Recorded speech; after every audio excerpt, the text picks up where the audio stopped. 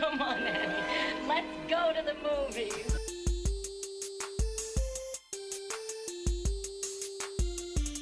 This is the Cinereelists, episode 730.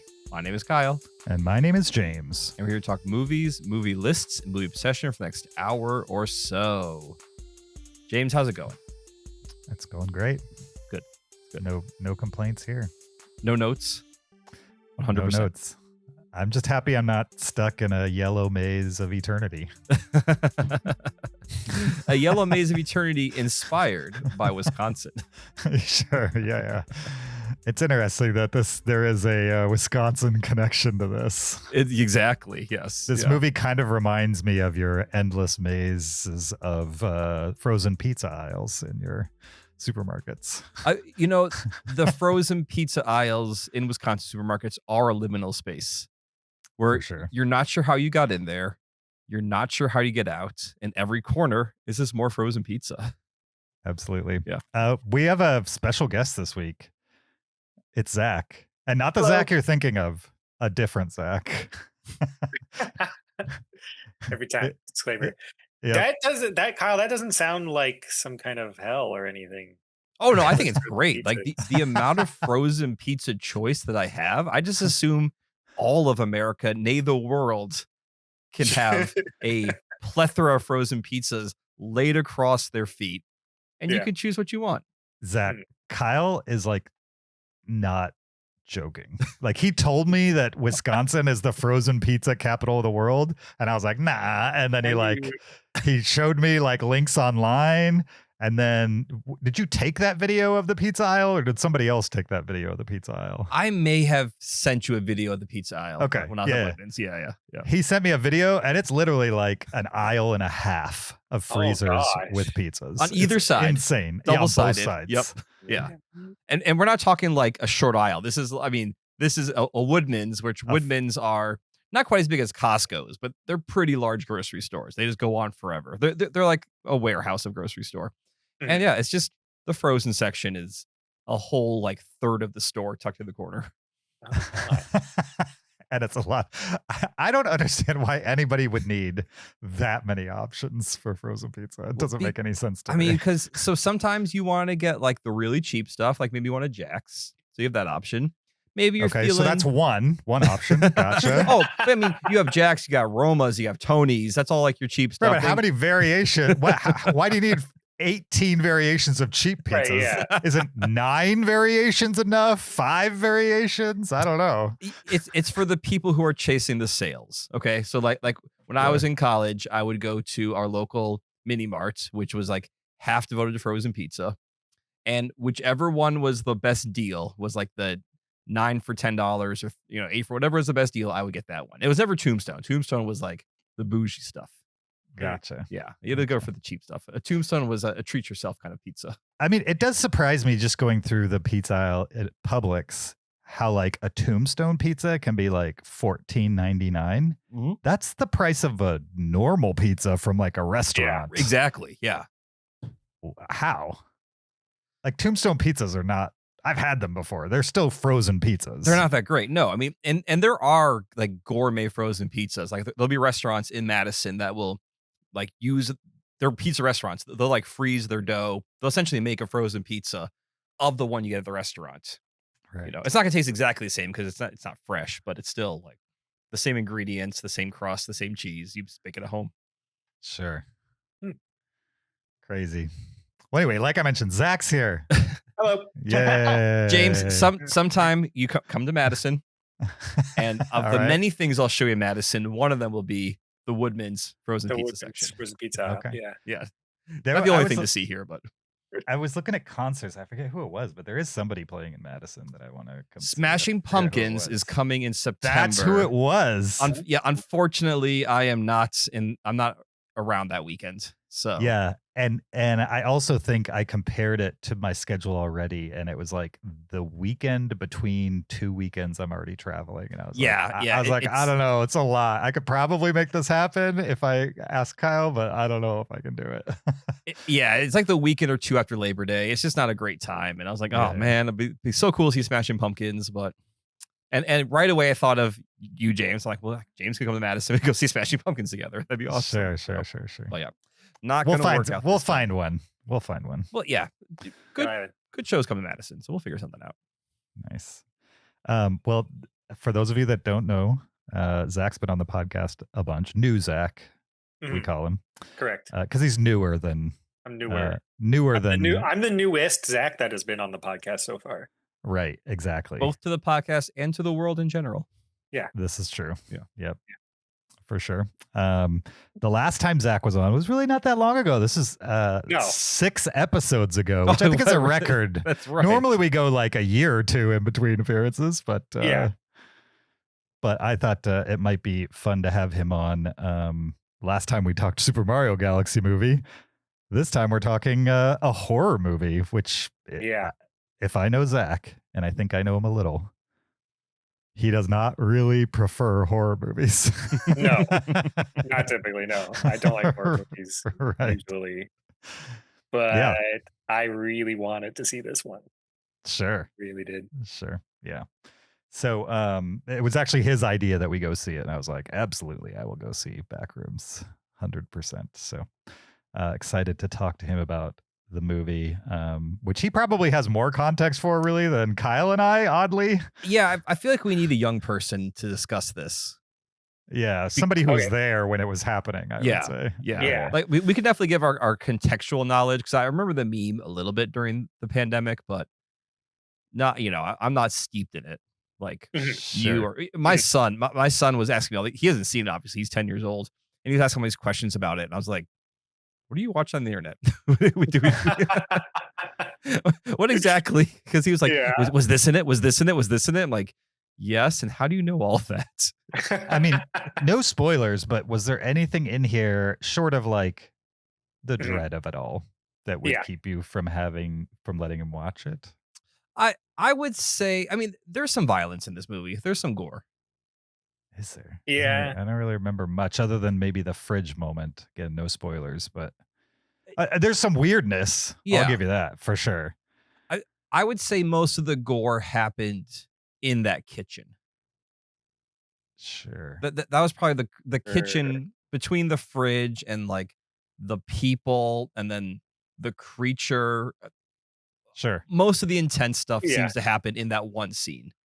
Gotcha. Yeah. I mean, he's watched things like Sixth Sense and Jurassic Park's got he jump scares and things like that, which this movie has. I think he can handle. I feel like this is maybe like one little step above those things. Oh yeah. It's definitely a step above Sixth Sense for sure. Yeah, but it's not like a big leap or anything. No. There's worse horror films he could be watching. There's worse action films he could be watching than this one. So yeah, for sure. If you couldn't tell by now, we're going to talk about the movie Backrooms. We're going to do a spoiler-free review and lots of spoilers as well. And then we're going to run down our top 10 movie rooms, aka rooms in movies, not theater movie rooms. Yeah. Oh, my list is number 10 is Theater 3 at the Marcus Point Cinema. Mine is my living room. Yeah. I call it the movie room. Number 1's my living room, let's be honest. Or my basement, I should say. My basement. Mine is my dad's living room. Yeah. For sure. So that's what we're doing on the podcast today. Before we jump into all that, though, we need to remind you there's a video version of this podcast on YouTube. Go check it out there and subscribe. Watch while you listen. You could also support us on Patreon, patreon.com/Cinereelists. Get extra after show audio, amongst other Cinereelist swag. You could leave us an Apple Podcast review. That's free. 5 stars only, especially if you have an Apple phone. Well, pretty much only if you have an Apple phone. You should do that. You mean an iPhone? Sure. Whatever you guys call them. Us guys, we're the majority of guys with phones in this country, at least. So. In this country, yes. But worldwide, Android's number 1. Ooh. Or you can send us an email. heyguys at cinereelists.com. REEL with an S on the end. Link is in the description for that. Send us a comment, a question, a list suggestion, a movie suggestion, any of those kinds of things. And we will discuss it on a future episode of the podcast. Also, before we go, we're holding a contest for a vintage t-shirt from the 2002 M. Night Shyamalan movie, Signs. If you want to win a brand new, never worn t-shirt from the 2002 M. Night Shyamalan movie, Signs, from 2002, this is a vintage t-shirt. Here's how you win it. You hit the link in the description that sends you to our email, heyguys@cinereelists.com, and you just type out a reason why you deserve it. That reason could be one sentence, it could be one word, it could be 18 paragraphs. I don't care. You just have to convince me that I should give it to you. This contest ends when I decide it does. So it could be tomorrow, or it could be 10 months from now, or 10 years from now. Who knows? If you're hearing this, though, don't delay. Send it today. The reason why you should win a 2002 brand new vintage t-shirt from the M. Night Shyamalan movie, Signs. You guys ready to talk Backrooms? Yeah. All right. We're going to talk Backrooms. It's not on YouTube. It's in theaters right now. We're going to get into it right after this clip.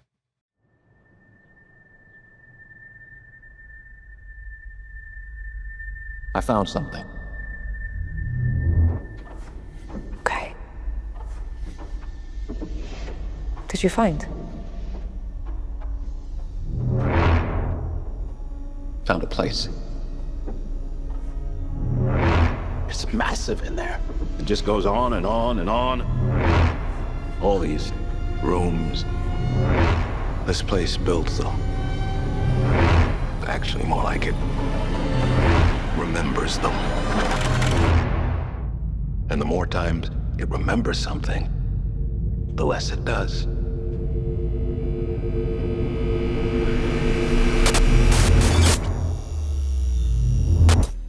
That was Backrooms, a 2026 American science fiction psychological horror film, directed and co-scored by Kane Parsons. Oh, he did the music.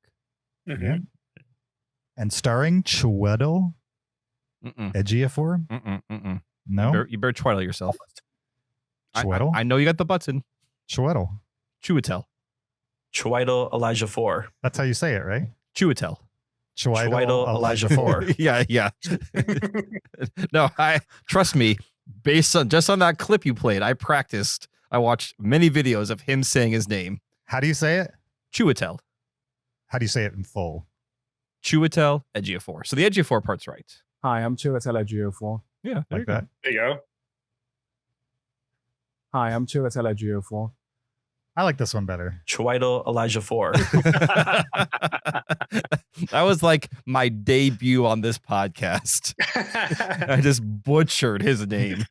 You got right Chiweteled. You got Twiddled, exactly. Well, good. I want to hear you say the don't next name. twiddle then. me on that one. Wait, I missed that one. Oh, don't twiddle me on that one. Do you have any more of those? This movie Chiweteled us all over the place. That's for sure. That's a word I would use, yeah. Yeah. Okay, who else is in this movie? I didn't get very far down the cast list. We're talking this guy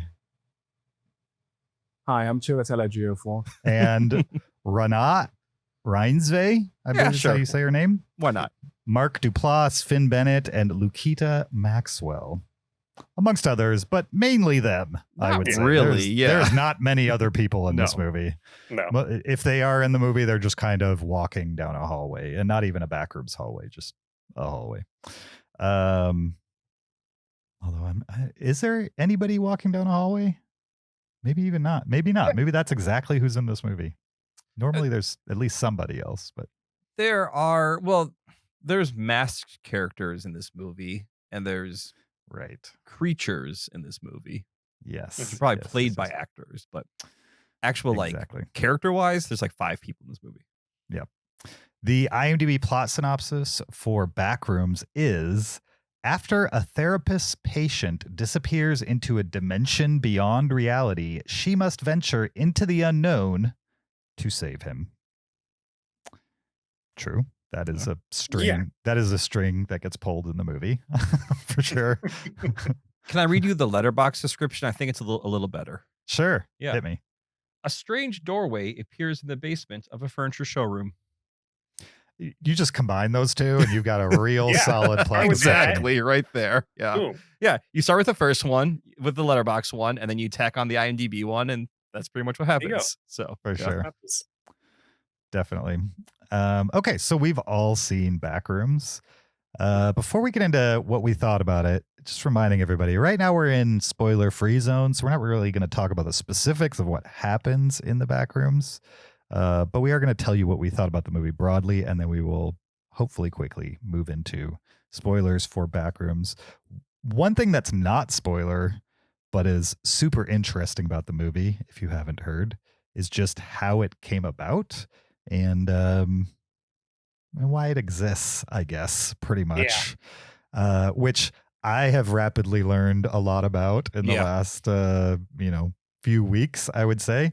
But one of the reasons why we wanted to have Zach on here is because he's been following it way closer than Kyle and I for as long as it's existed. Can you tell us a little bit about Backrooms and like how we get to the movie existing? Right. Yeah. So the whole concept of the Backroom started as just image post on 4chan like years ago. Someone posted an image of like a camera angle from the back of a furniture store, and it made it look like there were hallways kind of going on forever, and there was a little text on the bottom of the post like, be careful because you might no clip into the back rooms, and it's just endless hallways and humbuzz of lights. And people took that concept, just the image, and they would make their own version of the Backrooms. They would say, well, that's just level 1. Here's level 2. Here's level 3. And it's different each level. And people came up with their own creatures that live in the Backroom, came up with their own lore for the Backrooms. And it was this massive, like, collective project on the internet where everyone could, like, contribute to the story of this thing.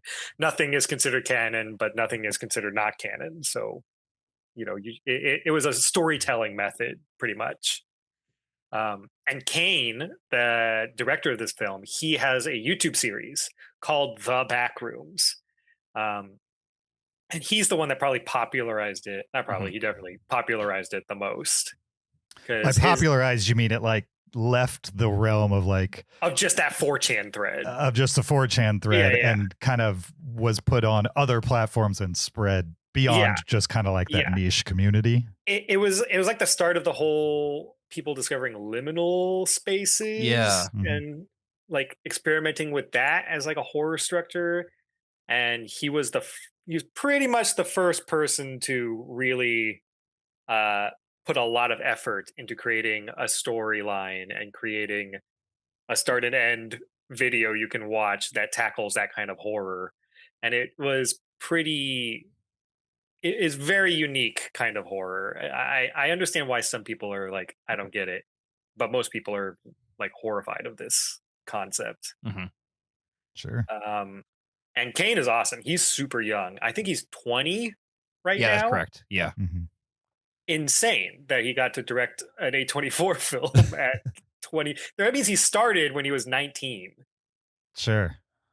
He started the YouTube series when he was 15. Exactly right. He was a child making this YouTube series, and then that led to his directorial debut, which is pretty impressive. It's crazy to me, and he has such a clear-cut vision of the entire series for him, and you can tell through like interviews with like actors that worked with him on the film and people that were supposed to be on set to like help guide him through the directing process. So many of them are like, we didn't have to help him at all. He knew exactly what he wanted to do, how to do it. And we were all like, yeah, do it. You clearly know what you're doing at such a young age too. It's super impressive. Sure. Yeah, definitely. I also like that, like, this is not the first time Hollywood has adapted something that just kind of well sprung from the depths of the internet. You know what I mean? Just like a bunch of memers who like horror movies and creepy stuff, just kind of riffing on each other and creating something collectively.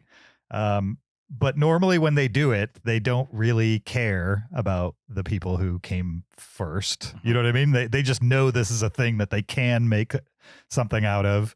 They can give it their own quote unquote Hollywood spin on it, make it a legitimate piece of artwork in their eyes. And they don't typically involve anybody from the original movement. And 9 times out of 10, they also ruin it. They don't fully understand why it's as popular as it is. And I love that in this case, they didn't do that. They let one of the people who led the movement, I would say, really run with it, and seemed to kind of like fearlessly back him. And I think that's to be commended. And I think they got a better result than the 2 or 3 times it's happened before with this kind of material.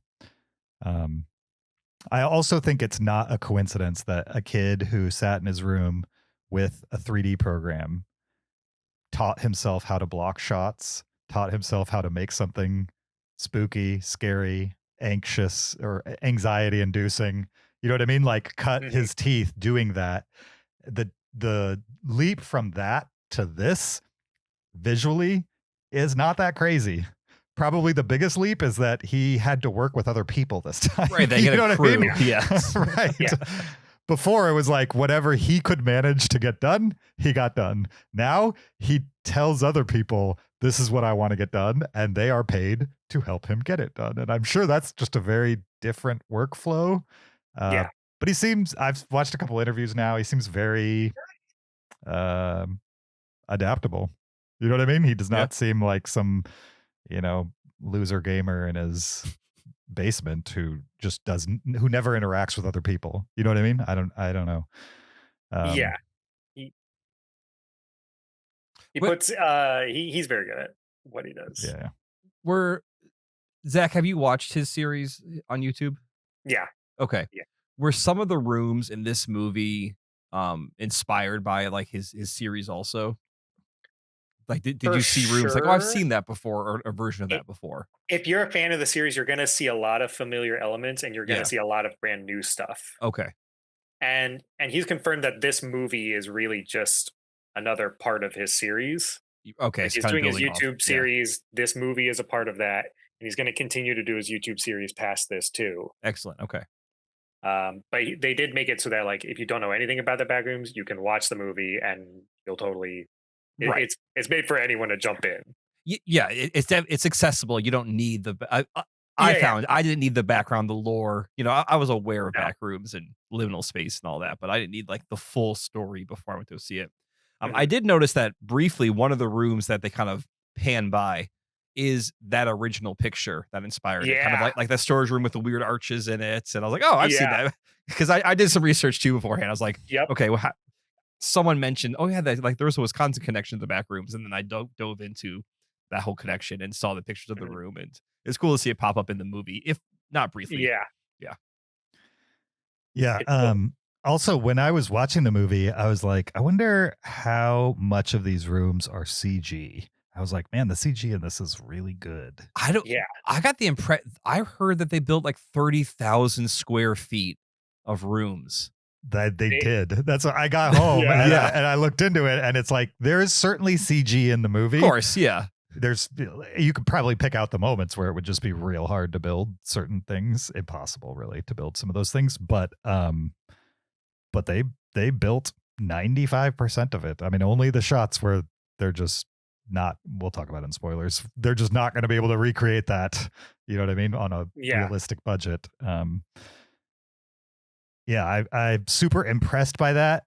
The fact that it jumps. So the original series, from my understanding, Zach, correct me if I'm wrong, is pretty much exclusively presented found footage style.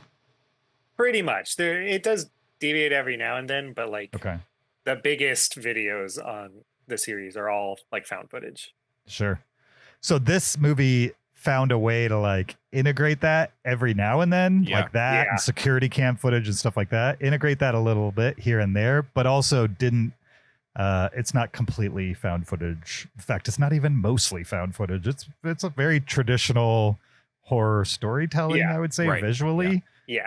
But the starkness and the brightness of everything definitely makes it unique amongst like kind of creepy, anxiety-inducing movies. Yeah. Well, and that starkness and brightness also creates incredibly dark shadows.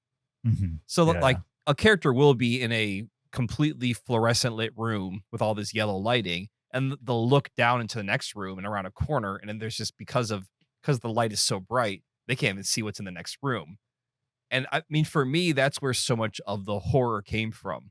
Was Yeah. like you don't know what's in the shadow, what's around that corner. I mean, this movie has creatures in it. And it hides the creatures from you for a good chunk of the movie. Eventually you do see them, but Mhm. to me, that was the even more effective horror. Like, well, what could be down there? And obviously those moments of like, will something jump out at me? There's a couple of jump scares, not a ton of them. I feel like they're well used, but Mhm.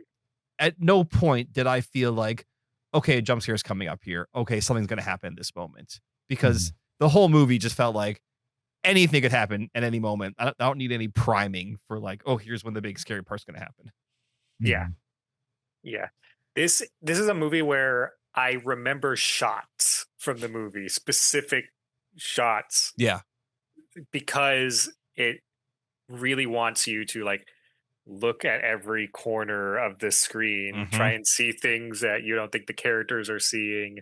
Every now and then he'll show you like someone's walking through an area that we've already seen someone else walk through, and he'll show the same angle as the person's walking through it again, and you might see something new there that wasn't there before, Mhm. that is just not acknowledged at all in the film. Like I definitely like once or twice saw something that I was like, I didn't catch that the first time this character walked through, and it's scary when it happens. Yeah. Sure. Okay, so we've talked about Backrooms. We talked about what it is, how it came to be, but we haven't really talked about whether we enjoyed it. What'd you guys think? Yeah. Of Backrooms? I would love our guests to go first. Well, I really liked it. I liked it a whole lot. Again, I'm not like a horror guy. I don't like going to the movies to see horror films. I've seen a couple scary movies, but I really have to watch like tame stuff. But I really wanted to see Backrooms because I love the online series. I was just so interested in it. And I love the story of like how Kane got to make this movie. So I got to see it in theaters. And you know what? Maybe I'll see more horror movies in theaters. I could handle that. I handled it pretty well, I think. Sure. I would say, for being one who's choosy about their horror movies, you're missing out if you just say, I don't want to see horror movies. Yeah. Because there's good things out there. Now there's some things like, I don't want to see gore, even like Paranormal Activity. That just seems like a little too real for me. But I've picked and chose like horror movies I want to see, and oftentimes I'm like, oh, actually, I'm enjoying this, or there's something to this movie beyond just gore and scares and all that kind of stuff. Yeah. So absolutely. Yeah, and it's this movie has that. suspenseful too. Yes, Like, yeah. It's more that tension, that horror. thriller. Yeah. I really liked it. I loved it. Nice. Some people online were just like destined to not like this movie, but I think it's great.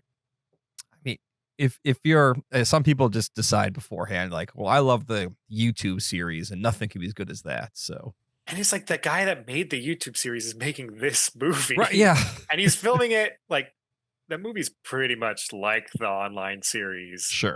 When it goes to like found footage, it's exactly how he makes the online series almost. Just like pacing and everything. So I just if you don't like this movie, I don't think you ever liked the online series either.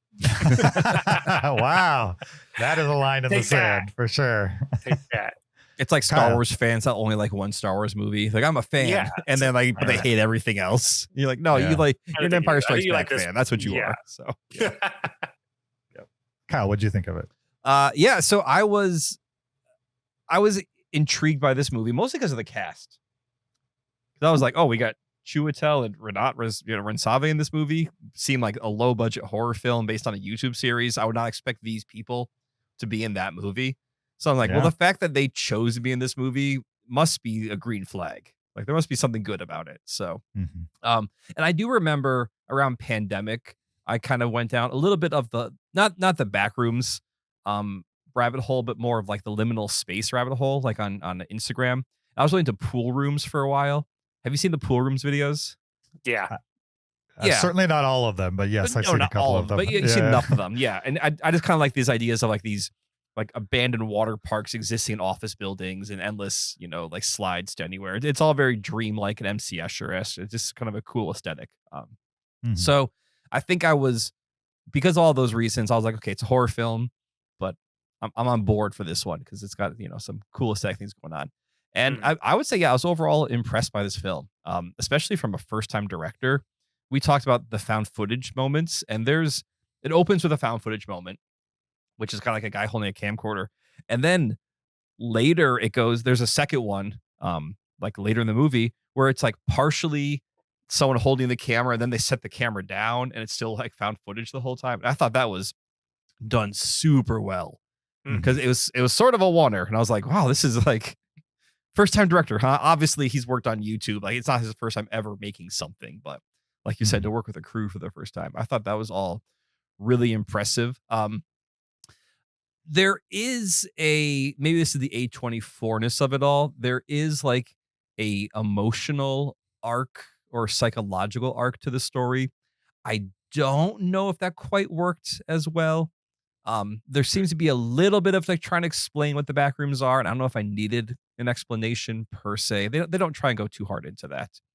So we can discuss that in spoilers. I thought some of that stuff was a little rough around the edges, but I would just say like presentation wise, acting wise, I was enjoying this film. I was having a good time. Yeah, I enjoyed it as well. I liked it quite a bit. Anytime you can create a horror movie that has a unique aesthetic that, leverages, pre-existing techniques to creep me out or make me, feel anxiety riddled, and you can actually pull it off. It's impressive to me. I've seen a lot of movies. I've seen a lot of horror movies. Yeah. And anytime you can show me something new and do it well, you've really done something there. And I would say that as somebody who has watched a couple of these YouTube videos, I think I've seen the main one. Like if you search Backrooms, it's the one that has like 79 million on it or whatever. Sure, I've seen that one passed around for years. It just kind of continually pops up in front of me. And I've seen that one, and they're fine. They just never scared me. You know what I mean? There's like I've watched a lot of found footage movies. Yeah. And so it takes a lot to scare me using found footage. And they didn't, those movies never, I could tell it was a video game. So it just doesn't fill me with anxiety. Not a video game, but video game visuals, I would say. You can tell it's like siege. Yeah, it's right. Built inside a computer. Yeah. Right. Yeah. Exactly. But to see it kind of not recontextualized, but used in this different format where they actually built the sets and you have real humans in the shots with real human emotions and facial expressions and those types of things. And not only real humans, but like Kyle said, like 2 Oscar nominated actors. Yeah. Very well-respected actors. These are not like B players. These are like the woman who plays the therapist, the actor who plays the therapist. Oh, Renat Renzave, yeah. Literally nominated for an Oscar last year. Yeah, Sentimental Value, right? Yeah. Yeah, Sentimental Value was like a huge movie at this year's Oscars just a few months ago. And she lost, but I mean, she's very good. The movie before that was talked about quite a bit, Worst Person in the World. Oh, yeah. Yep. She's amazing in that as well. She's really good. Chiwetel Ejiofor is also great. Did I say it right? Yeah, well, close enough. Close enough. A little bit more British on it next time, but you should be fine. Sure.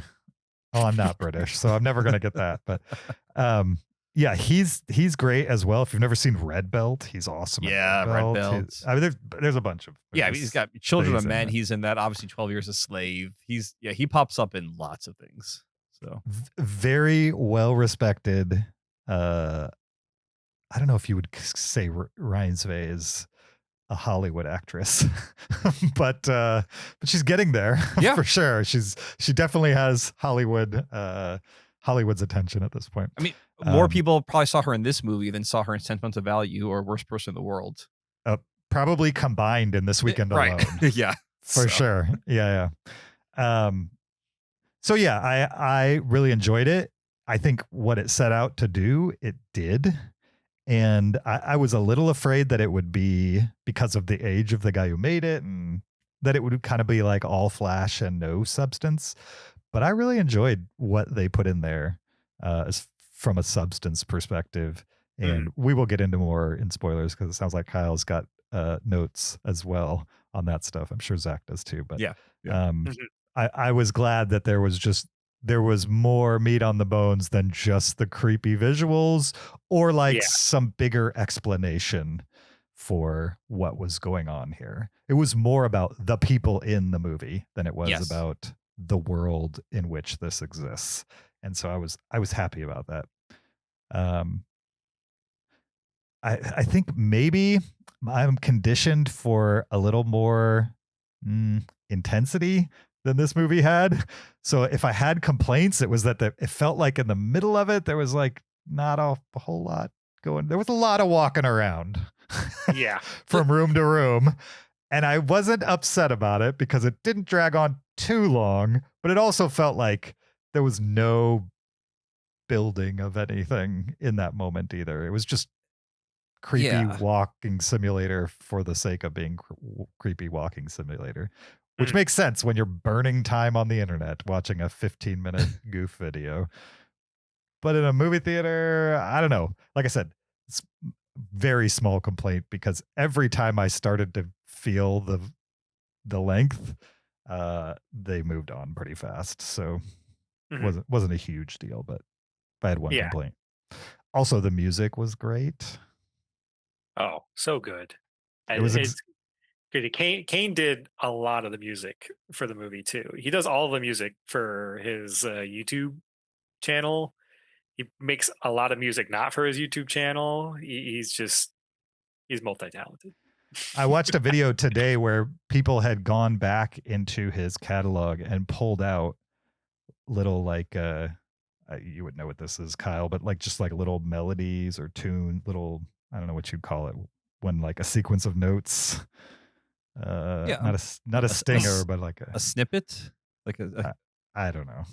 I forget the musical term for it. Motif. Yeah, motif. Sure, that's a good word. Yeah. Different motifs that he's been doing since he was like 13 online or something like that. He pulled out, reworked, put it through a real synthesizer, and then put it in this movie. And that's crazy that he like revisited a bunch of old videos and pulled music that he had already written. Do we know, is he in school or is he just kind of like 20 and working in Hollywood now? Like, I mean, I would just be 20 and working in Hollywood. That's what he's doing now. Okay. Yeah. Okay. I mean, if you can skip school, why wouldn't you? I guess so. Yeah. This is my worst fear. This movie's doing gangbusters. It's probably going to build or maintain for the most part into its second weekend. It made 80 million opening weekends, maybe 90, which is it became A24's biggest movie, bigger than Civil War. Yeah, which was pretty big for them. So for sure. I am so afraid that some studio is going to sign him up to do the next Marvel movie. And it is just not going to be his wheelhouse, and he's going to get sucked into this thing that's just going to destroy his enthusiasm for this at all. I don't know. Zach, what were you going to say? I don't think he would do that. Just like hearing him through interviews for this movie and also just throughout his interactions online and stuff, he doesn't seem the type of person to me that would even want to direct a Marvel movie. I mean, who knows? If you're asked to direct a Marvel movie, you're probably going to do it, because why would you say no to directing a Marvel movie? What an opportunity. That's what I'm saying. That's what I'm saying. Like at 20, if somebody offered you a Marvel movie, which comes with a decent amount of money, it'd be hard to say no. He seems so intent on creating things of his own. It's weird to say because it's the Backrooms and it started as like a 4chan post, but he has other YouTube series of like completely original ideas of his that have the same kind of they're also like liminal space horrors, but they have their own storylines, their own kind of like stories to tell within them, their own kind of like try to figure the story between the lines. So I just don't see him as the kind of picking up a Marvel movie type. Maybe he is. I don't know. Yeah. I hope not, but if he did, I wouldn't blame him. We've seen so many, not necessarily even young filmmakers, just filmmakers who get any kind of head steam. They immediately get sucked into one of those, camps, the DC movies, you know what I mean? Whatever it is. And then they end up making a movie. Some of them are okay. None of them are like crazy. And then, then they're left picking up the pieces. Some of them do well. Chloe Zhao picked up the pieces pretty well. Yeah, she's moved on. I would say for sure. Right. Yeah. She's moved on. There's a couple others that have picked up the pieces. But then there's like the Josh Tranks of the world and like a couple others. Colin Trevorrow's and Exactly. They just were never the same once they got sucked into that system. Yep. Exactly. So I'm hoping that does not happen to our boy Kane here. Quick aside, do you think Marvel went to like Robert Eggers or Damien Chazelle at some point and was like, hey, you want to make a Marvel movie? I would be shocked if there were no conversations. Okay. I mean, Damien Chazelle, I could definitely see getting the offer. Robert Eggers, that'd be an interesting person to put into a Marvel universe. But yeah, I mean, Robert Eggers might not even take that phone call.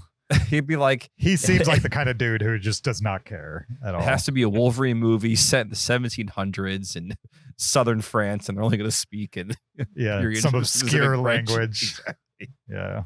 Then maybe I'll make it. Which I like. You know what? I might see that movie, to be honest. So, okay. Anyway, back to Kate Parsons. Again, still spoiler free. Where would you put this on like the scale for people who don't like horror movies? You know what I mean? Like, do you have to be like Zach, where like he didn't like horror movies, but because he was so invested in the source material, he had to see this play out? Like, does that thinking work for somebody who doesn't care about the source material? Do you think they would be okay with this and intrigued enough to be like, yes, that was a horror movie I could stomach? Or is it? This movie is a lot about dread. Because we talk about there's shadows, right? Is there a creature out there? Mm-hmm. And then there's some, I don't know if this would be accessible for non-horror people if they don't have a hook of like, I'm intrigued by the Backrooms. Okay. I could just see if you're into horror, you just being like uneasy the entire time. Because it is a very uneasy movie. Yeah. I think if you had no idea what the Backrooms are or anything, and you were set to watch this movie and you don't like horror movies, there's like a 10% chance maybe that you just don't get it and don't see the horror in it and just don't like it. And then there's 90% that's like probably just on the cusp of being able to handle it and enjoying it at the end. Sure. Yeah. Like Sixth Sense was one of those movies where like people who weren't horror movie people could see it. There was like very mild light horror in it, but the hook and the acting was good enough that it sucked people in, even if they didn't like horror movies. I'm not sure this one's fun enough to actually get people there like Sixth Sense is. I mean, it's probably not fun. There's not really a twist. Oh, there's twists. Well, I guess. Okay. Maybe not maybe not any that hit as directly as that's true. As Sixth Sense, as Sixth Sense does. I mean, it's no Sixth Sense twist, I guess, but right. So, yeah, just one of the most famous twists ever in Hollywood. Sure. Yeah, I used to have a T-shirt that was like a spoiler T-shirt. You remember that, Zach? I used to wear a T-shirt that had like all these movie spoilers on it. I wish I went looking for it again because I was going to rebuy it because my old one just got too old. Nobody makes it anymore. I was bummed. Yeah, I wonder why. It was like a mid-aughts T-shirt. It caused too many assaults. Okay. Anything else on Backrooms? Are we ready to letterbox it and move into spoilers? Do we think there will be more Backrooms movies? Yeah. Okay. Yeah. I mean, well, one, nobody really owns Backrooms, so guaranteed there will be. Whether A24 and this guy makes it, I don't know, but there's way too much money that was made this last weekend for there not to be more Backrooms movies, even if it's a completely different team, a completely different studio doing a very similar thing. There's an American Horror Stories episode based on the Backrooms. Okay. I should rephrase it. Will there be more Backrooms movies in this world. Yeah. So I A24 think world, so. possibly even directed by Kane Parsons. Okay, yeah. Yeah. I think Considering the so. amount of money it's making, yes. Will Backrooms be the very first A24 sequel? Oh. Mhm. They've never. I can't think of a single movie where they've done the sequel. Most of their movies don't really have a like they kind of have a very clear beginning, middle, Yeah. end. So Sure. they kind of wrap up their story and Yeah. I would. I mean, I think this made way too much money for there not to be a sequel. Yeah. And it didn't take much to make. And I think this guy, Kane, right? That's his name, Yep. Kane. I think he can probably spit these out as fast. I mean, he's been making them on YouTube for a while. Yeah, he's got like the bank already. Yeah, and Yeah. I watched like a mini lore video, just like a YouTube short that was like 2 minutes, going through like a couple of other things that they didn't touch on in the movie.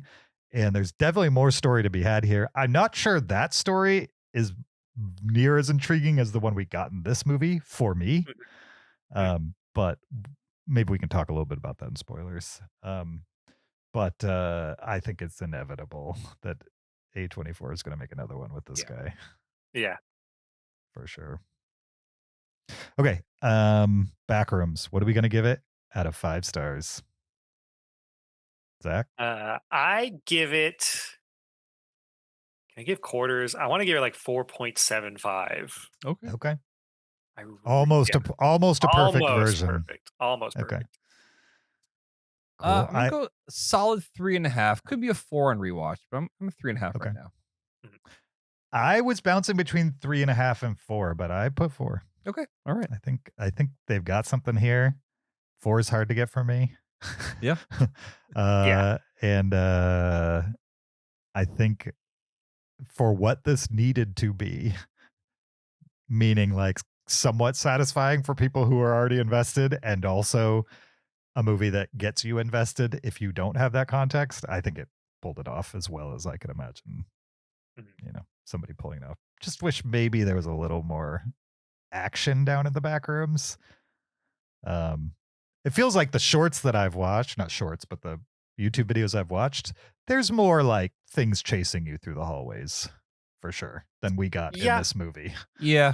I think that's fair. Yep. Yeah. So, okay. That's it for the spoiler-free discussion of Backrooms. Now we're in the spoilers. If you have not seen Backrooms and you want to stay spoiler-free, you should pause this, go watch the movie, come back later. If you've already seen the movie or you don't care about spoilers, listen on, because we're going to talk open and honestly about Backrooms. All right. Kyle, could you just give us the setup again? It feels like it's been a while since we actually talked about what actually happens in this movie. Yeah. So Chiwetel Ejiofor's character owns a discount furniture store.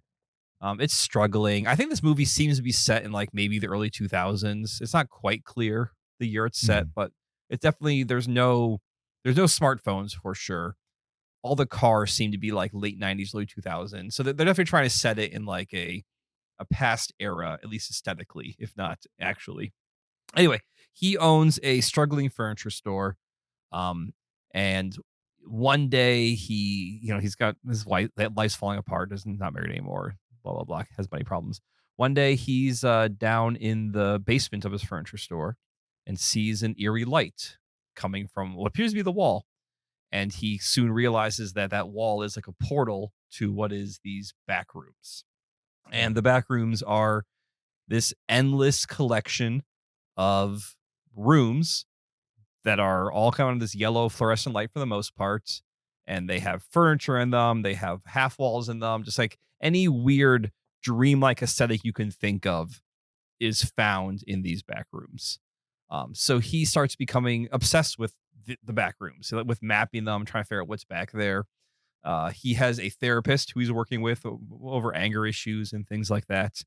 And he kind of gets her involved in exploring these back rooms also. Or he disappears and she goes to find him and kind of also gets trapped in there. you want more than that, or is that sort of where we're gonna leave it?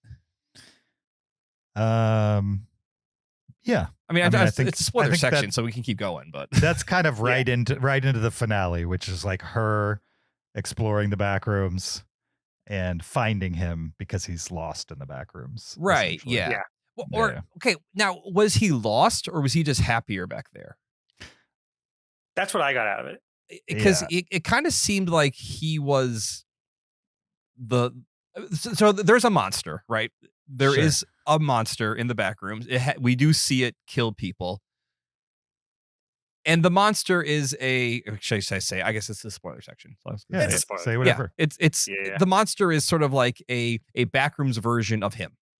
Mm-hmm. Right. Yeah. His furniture store is kind of like pirate themed. So it's sort of this pirate that kind of it's this monstrous pirate that kind of looks like Chiwetel and eats people, but for whatever reason does not eat Chiwetel for most of the movie. Yeah. Yeah. Mm-hmm. So yeah, I got the impression that he was happy in the back rooms or felt like it was a place of purpose or a place where he could exist, where like the real world was not where, he was losing money, he was divorced, seemed like he was a alcoholic, had anger issues. Mm-hmm. Yeah. The back rooms, he could just be himself. Yeah. Yeah. That's what I got out of it too, was like he is struggling with all of these things in the real world, and most of it involves his past. Like he feels like he's not living up to what he feels he should have lived up to. Like he said, I should have been an architect, but I'm selling ottomans now. Right. And my wife kicked me out of my own house that I'm paying for. It's stressed in the movie, like these things are kind of his fault, but he's refusing to accept that. And I think through like discovering the backrooms and stuff, he learns like this is a place where I don't have to accept it. I just live my own life in here. I'm beginning to understand the rules of how this place works, so I can kind of make it what I want to make it. Or at least he feels like he can, but it doesn't really go that way. or he can manage it on some level. You know what I mean? Like he didn't have to be scared of the monsters down there. And he can reason with them on some level. Yeah. Yeah. He can live with them in a way. I saw that kind of like primary like psychological part of the storyline. That's probably like the most interesting thing about the movie to me, was just like the way I don't know if this is intentional. I assume it is. But it was like the back rooms, as creepy as they are, they do a really good job, especially with one visual, of just kind of explaining why things are weird in this space. The idea of like the back rooms don't fully understand the real world. Right. And so it makes a copy of it, and then it doesn't know what to do with the things in the copy of it. It knows that the things should be in the room, but it doesn't know that a chair should sit a specific way that a chair sits. Right. It just kind of like it loses the plot kind of. It can like perfectly recreate a chair, but it'll shove it like angled into the ground for some reason because it doesn't know that it's something meant for people to sit on. First, it'll kind of like put it in the room, but in a weird place in the room. Yeah. And then when it makes a new copy of that room, it even loses the reason why it put it the right way, but in the weird spot. You know what I mean? Yeah. And the more copies it makes, the more it loses like, what's a chair again? Why does it exist? You know what I mean? And that's why you end up with like all these random objects just sticking out of walls, or like stop signs with the word stop written backwards in the middle of nowhere. It's just weird stuff that doesn't make any sense unless you consider like this is a copy of a copy of a copy. Yes. Yep. And now you get this distorted version of reality, essentially. And so I thought the reason why he liked being in there is because his shame has been copied so many times that like the version of his shame is this ugly monster thing. Yeah. And it's no longer him. You know what I mean? He's not the shame part of it. It's his shame's over there. That thing. Yeah. It's that thing that's over the there. shame thing. Yes. Yeah. Right. And that shame thing is far less specific than his own internalized shame, which is very specific to who he is. You know what I mean? And so it's much more comfortable to be like, no, my shame is a monster that I have no control over. rather than the real world where your shame or your regret or whatever those your emotional things are things that you have to live with because they're inside of you. You know what I mean? Yeah. You to some level have control over how much that possesses you. Mhm. So I liked that. I also thought, again, I don't know if this is part of it, but the idea of like some kind of realm or machine trying to understand humans or reality and replicate it in this very moment is like very it's very topical. very topical. I don't know if it was intentional, but I'm like this kind of feels like AI right now.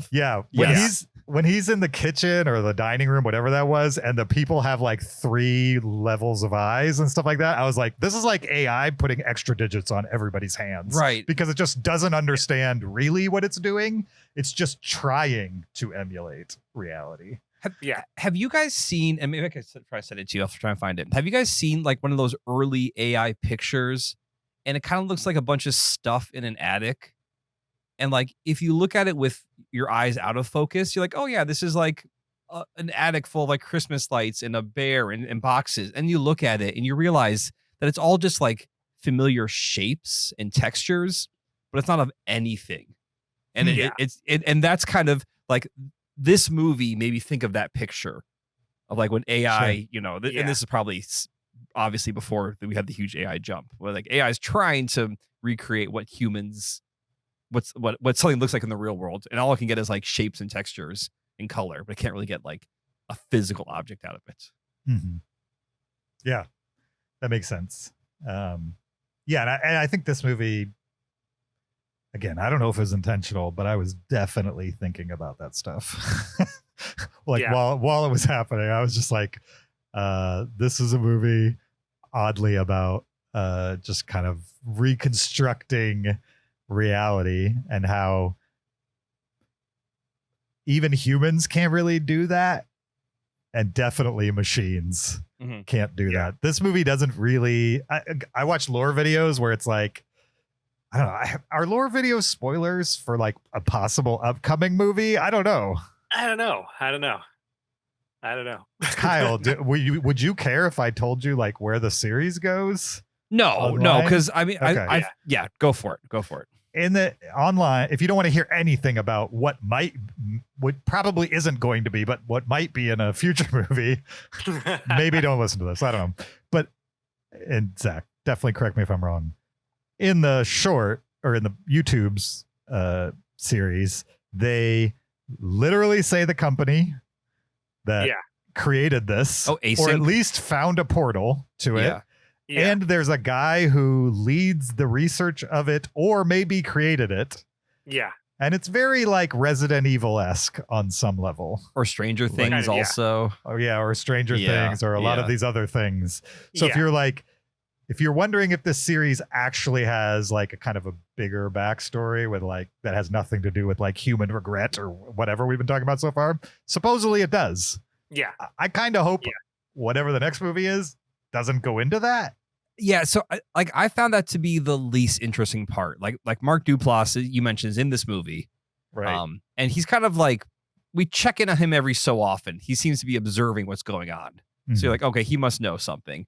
And then he's kind of there at the end for the exposition dump of being like, this is what we think it is and how it works. And I kind of didn't need any. I think that's maybe where I bumped it down a little bit.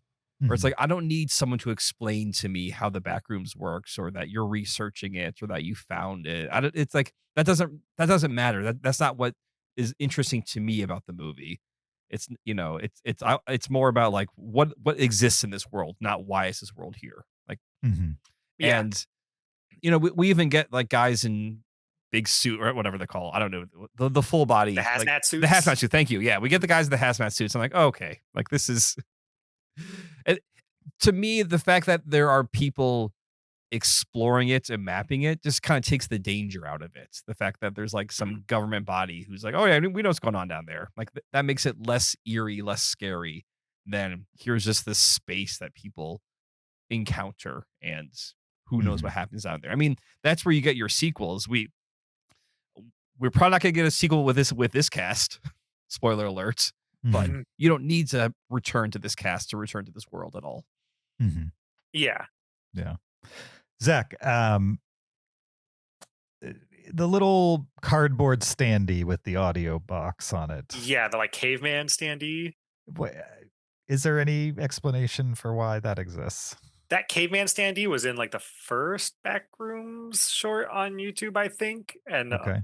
it kind of contributed to the horror is like, what is a caveman standee? It's just something that's so like bizarrely out of place. Okay. And there never was an explanation for why there was a caveman standee in the middle of the Backrooms. And then so in the movie, it kind of helps answer that question a little bit. They're being put in the Backrooms by Async, by this Yes. company that contacted the Backrooms, and they're playing audio from the audio Golden that we Record. sent on the Golden Record that we Yep, sent on the yep. Voyager. Is that what it's called? Yeah, the Voyager spacecraft. Yeah. Yeah, like the record that we made to help us contact with life outside of our planet. Exactly. Yeah. So they think there's like an alien created this or something. They think that if there's something intelligent in the Backrooms, it'll see a human and they'll hear it say hello in like a bunch of different languages. And wherever you see in the movie where these cavemen are, there's always like a camera looking at it. Okay, I didn't catch that, but it's like little beacons they're Makes hoping sense to make now. contact with things in the Backrooms with. Gotcha. And, So we so even some see like of the a room weird full of cavemen, right? Like the cardboard standees at some point. Yeah. At the very end of the movie, when they're walking through halls of Async in one of the rooms, it just looks like a massive warehouse full of caveman standees. Okay, this is making way more sense now. Yeah. Because I do remember seeing that and thinking, why do they have? Maybe they, for some reason, I was like, maybe they just collected a bunch of these standees from the Backrooms. But Yeah. what you're saying makes more sense that they put it there and they have a stock of them because they're gonna put more of them down there. So yeah, I think I didn't fully grasp that the entity, I don't know, the organization Async Mhm. is behind the video. Now that you're explaining it, all the dominoes are falling. You know what I mean? As to why what's his name? The Mark Duplass. Mark Duplass was watching the security. All that makes sense now. Yeah. So like not all the weird things down there that feel out of place were placed by the Backrooms itself as an entity. Yeah. You know what I mean? They're Async is meddling with the Backrooms in a way that it shouldn't be meddled with, really. And Mark Duplass's character at the end, he tries to like, I think he says, we just want to learn about it. Mhm. But I think part of the horror of the Backrooms is that it is kind of unlearnable. It does things without explanation. Mhm. Like it's just creepy to see something and just literally have no way to be able to explain why it is the way that it is. Mhm. And it appears to be infinite. Yeah. Yeah. Yeah. It's infinite. And it like keeps growing too. Yeah. Like the movie helped kind of put in place like, hey, anything that goes in the Backrooms now, it tries to make copies of it. It's not only is it trying to make copies of everything outside, but like anything that gets in the Backrooms, it'll make more copies of that thing. Mhm. Okay, so then I have a question about the main monster. You know, that's based on Chiwetel's character. We do see like an early found footage video where something is attacking this group of guys in hazmat suits. I assumed it was the same monster, but are you possibly saying that our main monster of this movie was only created when Chiwetel went in there and is separate from like the opening monster? I think it makes a monster because it's also, spoilers for the online series, I guess. Sure. It's also inferred that like time is different within the Backrooms too. Like if you come into the Backrooms, if you're in this time and you come into the Backrooms, you're coming into the Backrooms at a different time for the Backrooms. Okay. Yeah. So it can explain why like at the start of the movie there's a monster and you can't see its like facial features or anything. It's kind of like amorphous. It's got the shape of Chiwetel's version of the monster, but not quite yet. It's because it's trying to make a being just seeing Clark on the outside of the back rooms. But once he goes in the back rooms, then it's like, okay, we can make a better copy now. And it's still awful, but it tries its best. Right? I think there's multiple monsters of Clark. It's just different iterations of the back rooms trying harder and harder to make it exactly like him. And is it like, does it just pick one person and then make that a monster out of that one person? Or like if like Ridsvay's character, the therapist, if she was to spend any significant amount of time down there, because they do spend a decent amount of time with her, and clearly she has like trauma from her childhood, the stuff with her mother being schizophrenic and her house being torn, her childhood home being torn down in place of condos and stuff like that. Like that kind of stuff. Clearly she has a bunch of trauma too. And then she goes down there, but we don't get to see a version of her chasing them around. So I wonder if it has to do with like how much you accept and give back. Right. You know what I mean? To the back rooms, as far as like whether it creates you know, a crazy monster of you. I don't know. This is where I found it a little muddy. Like, and this is where I was like, okay, like we have a monster. It seems malevolent, but it's not attacking Chiwetel until it is attacking Chiwetel. It seems also just attack, like he brings other people in there and it attacks them right away. So that's kind of what that's where I was a little like, what are the rules exactly to the back rooms here? It's cool. It seems as though when you go into the back rooms, it can better replicate kind of your mind state too, because there are other like replicate versions of people in the back rooms, but they're not acting crazy or intense or anything. I think the reason Chiwetel's is going crazy is because he kind of is also going crazy. He's got a bunch of trauma. He has a bunch of things that he's trying to repress. And I kind of another weird theory of that in that room, the kitchen scene, right? There's a bunch of other copies. One of them is of a woman that's like standing behind him. And the woman has red hair like his wife. That we only see like one picture of her throughout the movie. Interesting. So the theory going is like that's his wife's copy.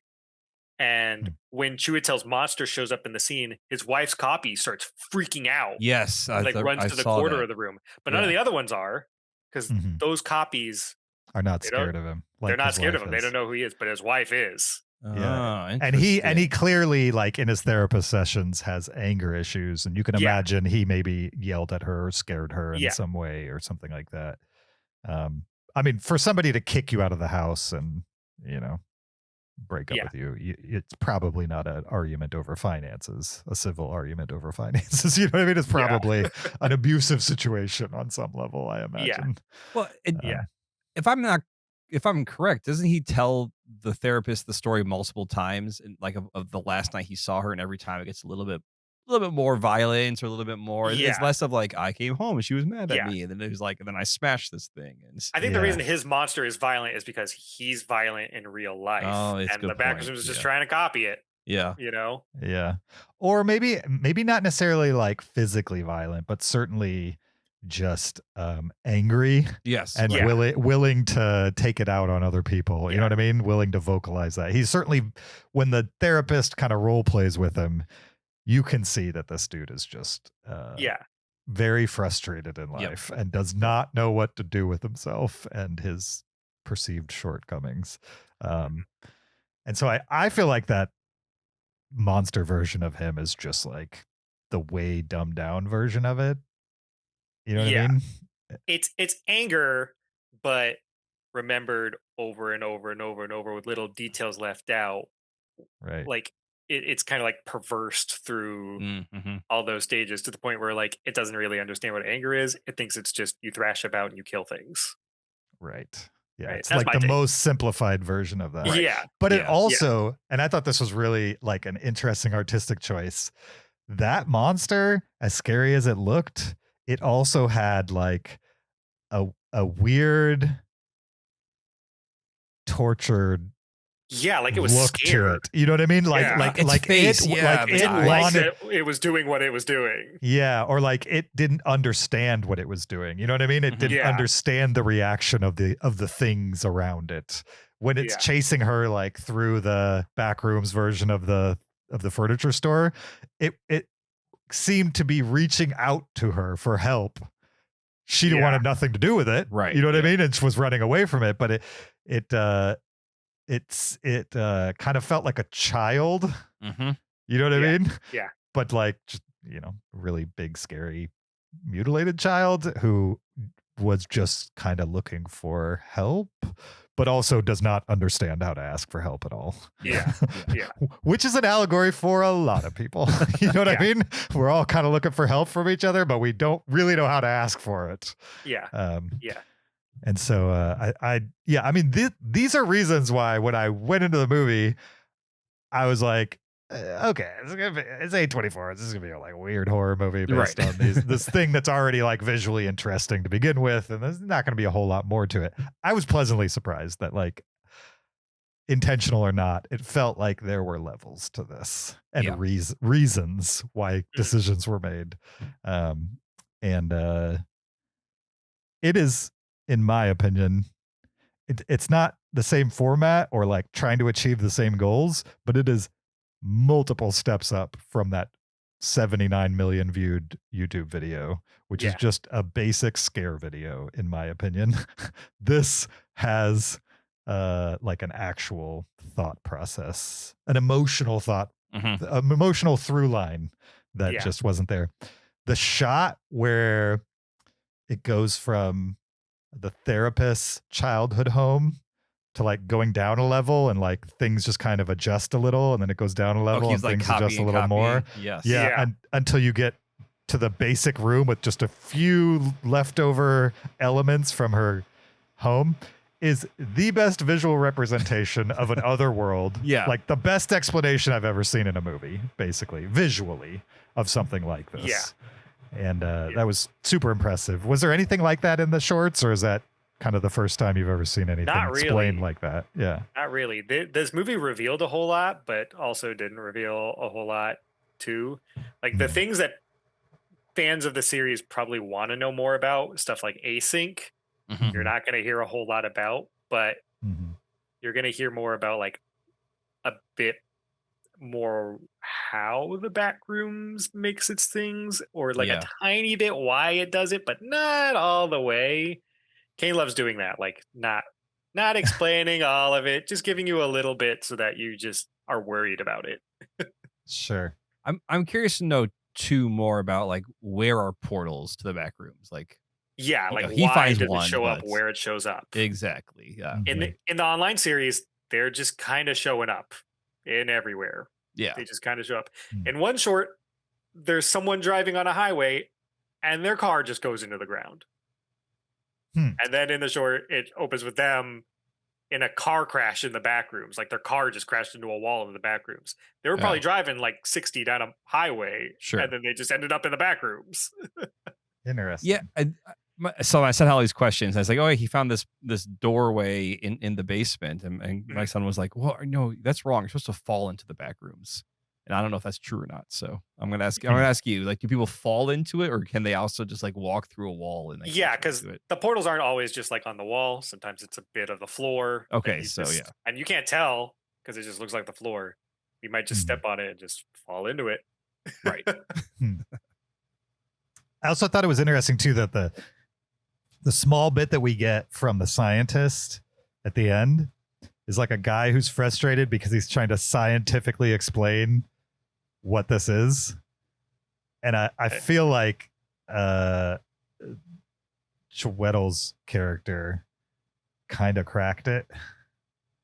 I mean, in his own distorted way. Right. He kind of, but you can't really think of it as a science thing. You know what I mean? It's more like a psychological existence than it is something that can be explained by science, which is really frustrating for a scientist who's like trying to figure out exactly what this is.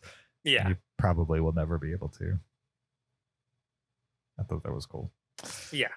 The last question I had was why did the monster turn on Chiwetel? That I was also trying to, like, it seemed to be, was it because he brought the therapist and like the therapist was a threat to his, I wasn't quite sure there. That's what I think too. Because it goes back to like, I think he's a copy of his doubts Sure. and fears. And the kitchen scene, it's finally like a breakthrough for him for realizing, like, I mean, or at least he heard something he's always kind of wanted to hear, was like, oh, you're not the problem. You're just wired that way. Easy, yeah. That yeah. was his final, like, that was his first taste of like, oh, maybe I can actually live with this in the real world if I just think of it that way. Maybe the monster saw that as a threat, as like, that's not what we are. That's not what I am. That's true. Oh, it's true. If you're at peace in the real world, then I don't exist anymore or whatever. Yeah. So, okay. Yep. Okay, that makes sense. Yeah, or maybe like he as an adult in the real world just kind of eats people up around him. You know what I mean? He just kind of like uses them and gets angry at them and then hurts them. You know what I mean? Pretty much, he gets angry pretty quick at his employees for like not doing anything wrong. Yeah, we haven't really talked about his employees at all. Like, which are briefly in the movie. But yeah, he does sort of, I mean, he uses them to like, hey, make a commercial for me and go down the hole and all this other stuff. Like he kind of bosses them around, but both in the real world and in the back rooms. Yeah. Yeah. He's using one of them as bait down a hole, pretty much. I do like that scene where the guy's like, oh, it's not that steep. They get down and it's like, oh, it's kind of steep, man. So I just like that young 20s confidence of like, oh, I can handle this, no problem. And then he gets into situations like, oh, maybe not. That was the scariest scene in the movie for me. I hated that hole that he goes down into. That was just nail biting the whole time. He's looking around piles of clothes, and one of the piles has a shirt that he was wearing. Yeah. In like a previous scene. And you can see one of those cavemen cardboard in one of the piles. So this monster is like taking things here for some reason. Right. It's the first thing that felt intentional, which is like kind of scary. Like everything else in the movie felt random. Of like, okay, here's just this random room of chairs and baths. And this one's like, oh, no, this is a collection that something is put here. And then you're like, okay, where are we now? So Yeah. Yeah. Anything else with Backrooms? Anything else we need to talk about? I want to watch it again. Maybe like when we do our top 20 list. I want to watch it again too. Yeah. I mentioned earlier, there's like, he uses the same camera angle multiple times sometimes. If a character's like walking through a space that another character's already walked through. I want to mention one specific one that I caught. Okay. When the angle where it's showing like the back of the stop sign, it shows that angle like twice throughout the movie. And when the therapist is walking through, I swore I saw like a hand on the ground in the shadows of that was not there before. Really? Huh. Like someone's just severed hand on the ground. Interesting. I wonder if there's a couple things like that when they revisit certain rooms. Yeah. They mention the pool rooms, but they never go into them. Like another movie could do that kind of thing. Do a whole pool room. Yeah. I mean, there is like a room of baths. That was probably the closest they got. Yeah. But, and then I really love just visually the endless atrium. She opens the door and it's just like an atrium of doorways and stairwells. Like the fronts of houses. Yeah. There was that one scene in the room with all the fronts of houses. Yeah. Like one scene where it's just a giant hole with a staircase with no railing leading up to a tiny little door in the ceiling. Exactly. Yeah. That scene, that was super tense for me. That was the one that I was thinking they did not build this for real. I mean, they built the staircase and they built the little railing that she's walking on, but clearly they didn't build 20 stories of. No, that's all green screen from their therapy. Someone pointed out online the little door that she opens, it just kind of falls off and falls down the hole. You don't hear it land. Yeah, no. Right. I think it goes on literally forever. Yeah. I think that's kind of the appeal of like liminal space and liminal horrors. Like we've all had that dream before where you're in like, either you're like, it was my house, but it wasn't quite exactly my house. Or you're like, and then I opened a door and I had to call this stairwell. We've all had those experiences in our dreams. So then to see it like visualized and you're like, oh, this would be actually a horrific thing to experience in real life. Yeah. Yes. Yeah. Absolutely. All right. Let's anybody changing their letterbox score after the spoiler discussion? I think I'm gonna stick with my 4. It was a good discussion. Yeah. Yeah. The reason I didn't go perfect was because I kind of agree with you guys. Some of it, the kind of conversation between them probably could have been written a little better. Probably could have been explained a little better, like characters' motives. Yeah. But Mhm. it's also a little bit of Kane's style is to just barely not give you enough. So I think he was trying to tap into that. Maybe didn't succeed 100%, but did really well.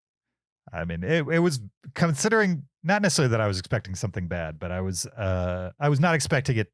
I was not expecting us to get a fairly deep conversation out of this movie. Yeah. You know what I mean? Yeah. Right, That's right. just. And Well, so it helps that Zach's here too. I think if it was just you and I, James, it'd be a much shorter conversation. probably that's true. Yeah. All right. That's it for Backroom Spoiler. On to our list for this week. Let's rank some movies. It's our top 10 movie rooms. Yeah. Kyle's going to regret that I brought back the soundboard. pretty Yeah, you know, fast. it's been so peaceful in this podcast for the last year or so, and now it's just more Kyle all the time. For sure. Like there's no Zach on the soundboard. There's no James on the soundboard. It's just me. Sure. Well, this list is pretty straightforward. It's just rooms that are in movies that we like, ranked. I don't know how else to explain it. Okay. It's not much deeper than that, probably. Can I tell you like some thought process with my picks? Absolutely. Hit us. If it is indoors, it's a room. So I picked it. Okay. It could be a massive room or it could be a tiny room. Hmm. It's in the doors. I picked it. Yeah, I was allowed to pick it. Some of mine could be called layers, possibly, Maybe. Yeah. but you know, it's mostly a room. Is this what was it? Kyle, I think you were on when we argued about this. A roll of toilet paper. Is it? Okay. So roll of toilet paper. Yeah. Is it 2 holes or 1? Oh my gosh. Oh, it's one hole. It's one hole. Yeah. But there's 2 holes on either side of it. No, it's a cylinder. A cylinder is one hole. It's one hole. Yeah. It's one hole. If you Right, but when if you made a toilet roll Uh-huh. but purposefully didn't have another open end, it's a cup. But it's still a hole. You could No. you could be walking outside Do and you- you step in a hole. But Do you There think a doesn't cup have to has a be hole? nothing on the other side. if you're giving someone instructions on how to install a toilet roll, right? Uh-huh. You're going to say, take the roll, stick the rod through the hole, and then put it onto the holder. Yeah. You're not going to say stick the rod through the holes and put on the holder. The hole. Yeah. I think there's 2 holes. So you would, when you were teaching Zach, If how there to change wasn't the 2 toilet holes, paper roll, if there wasn't 2 holes, then it Yeah. wouldn't be like if you capped one side, right? Would you say the opening on the top is a hole? but does a hole have to have a bottom? 'Cause in this case- most holes have a bottom. Well, there's no bottom in toilet paper roll. It just keeps it That's going. why I said most. You know who doesn't also have a bottom? Humans. We're essentially one hole. If at the Yeah. very simplest. I mean, yeah, we we have got a couple we, holes. Huh? We have a couple holes. we don't need all those holes to survive, though. We really need the one hole. Which hole? The The food bee goes hole? in and waste goes out hole. Yeah. No, you need at least 2. You need the food goes in and the food goes out. You need at least 2 holes. No, we're one hole. We have various You're- closures to that hole We're along the way. We're a If main I- hole with many sub holes. If I close either of those holes, you're no longer a hole. No, you're still a hole. You're just one hole instead of 2 holes. No, Let's go back to the toilet Let's go back paper to- roll yeah. because this Okay. is weird. I'm the just analogy saying, works just fine with the toilet paper roll. we are essentially toilet paper rolls biologically. It's just one hole in, one hole out. Same for toilet Right, paper but you roll. wouldn't say this hole is the same as that hole, would you? They're separate holes. They're it's They all are the same. separate holes. It's the same path. What goes in here Wait, I don't comes know. out there. I think I'm stepping over to my dad's side on that one, actually. Okay. They are Anyway. separate They're holes. separate holes. In the Just end, because a toilet paper roll you can see through one through the other, okay. it's still 2 separate holes. no. I disagree. It's one hole. I don't know. Anyway, we had like a 30-minute argument about this. Evidently Kyle wasn't on for that. No, I do not remember this. But I'm assuming old Zach. I'm assuming Zach was it's one hole side, correct? Oh yeah. Okay, you were two holes. Okay, that's not for right. sure. Yep, sounds about right. I'm ride or die 2 holes. Okay, sure. if let's say you drill a hole to China, right? That's a hole to China. You're not drilling holes to China. You drilled a hole to China. Yeah. And there's a hole on the side that you started drilling and a hole on the side where you ended the drilling. They're the same hole. They're not. I mean, they are, but they're not. They are exactly. They're the same hole. It's one There's hole. still 2 holes though. That No, make up that hole. Okay, so if it's a straight line between the 2 holes, I think it's just one continued hole. One hole, exactly. But if it's angled, like if you have a toilet paper roll that's angled, then it's 2 holes. No, I disagree. Using it doesn't matter China how many example. kinks are in it. If it's a continuous path, that's one hole. No, because if you were standing in the United States looking down the hole to China, you'd be like, I'm looking at a hole. I'm looking at the hole in front of me. Yeah, the hole. You can't even see the other hole. Because in there is China, no other they're hole. looking at their hole. No, there's That's looking two different holes. They're looking at the other end of the hole. It's this is the other side of the hole. That's all it is. No. Okay. No. Okay. We can't do another half hour on Do I this. need to Google what is a hole? That's the question now. So. I feel like I'm getting major deja vu. These are the exact same arguments I've already had. Okay. Zach, you were explaining. Did you finish explaining? I don't remember. I'm done explaining. I don't think so. If it's indoors, it's a room for me. There you go. That's right. Yeah. Okay. There we go. There you go. Okay.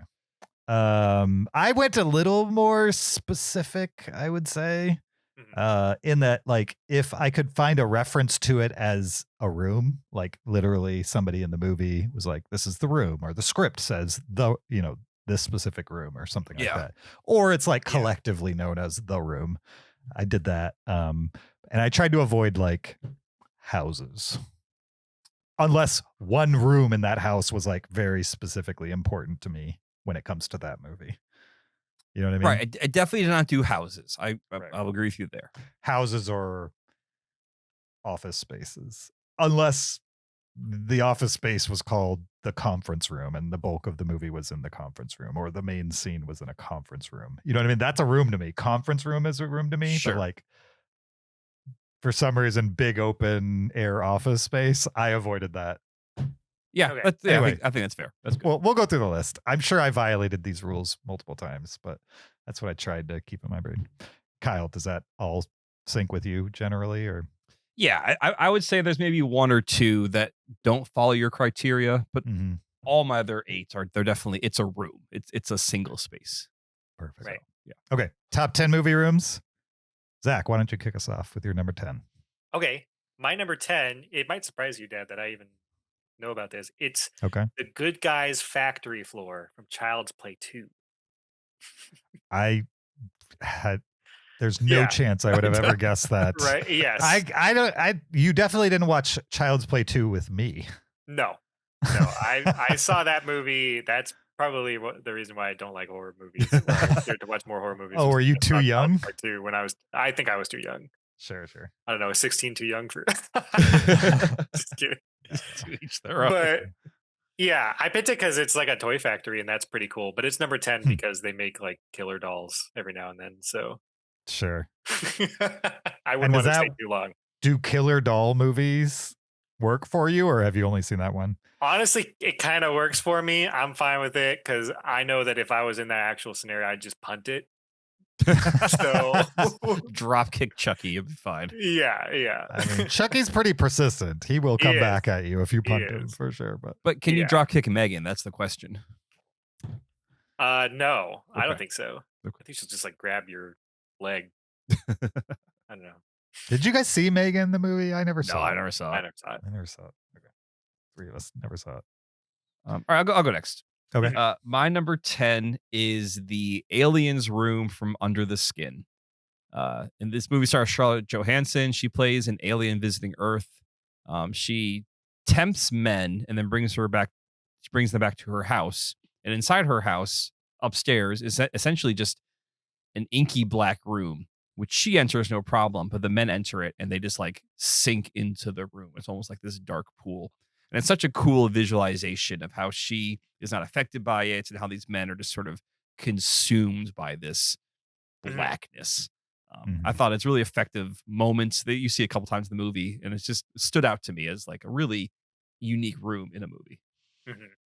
I'm assuming you want to go into this room being able to walk in it like She tricks men into the room. They're not looking to go in it. They're trying to get with her. They think generally. it's like her bedroom. She's like, oh, let me take you home. I'm Scarlett Johansson. They're like, okay. and she takes them upstairs and enters this room. And they're like, okay. And they enter the room and just sink into it. So, yeah. Kyle, knowing Zach's preference, I guess on some level, I think Zach could do to watch some elevated horror movies and he would probably like them, right? If he liked Backrooms. Sure, for sure. Do you think this movie is one of those, or do you think it's like compared to Backrooms, like where do you think it lies? I mean, I don't see Under the Skin as a horror movie. I don't either, but it clearly has some similarities to Backrooms. Right. I would say. I think Zach could give this one a shot. Yeah. Okay. Yeah. It's not scary. It's creepy.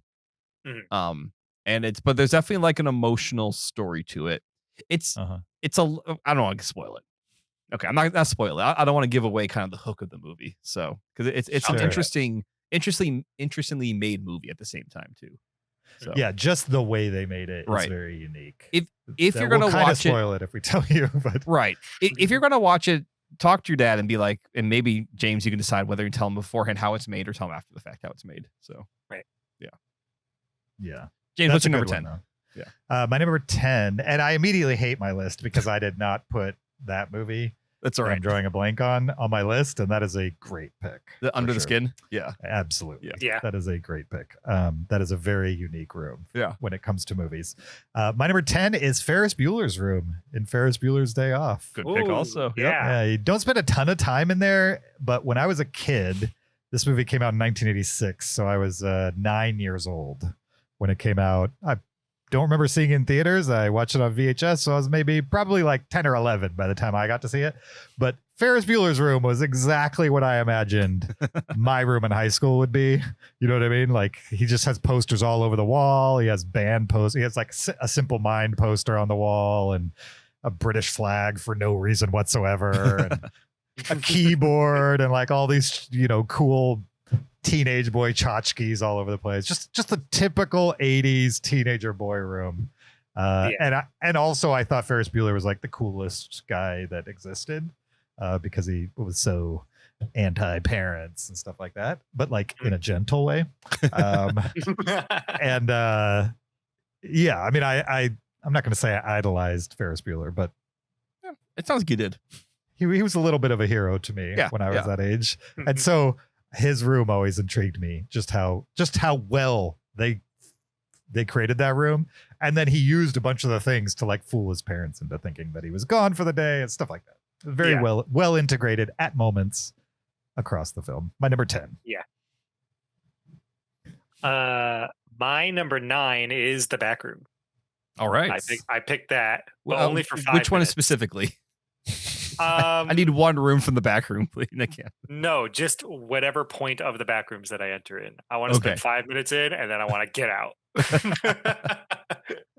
Just to say I've been in it, I've experienced it. I don't know what's happening in it. Sure.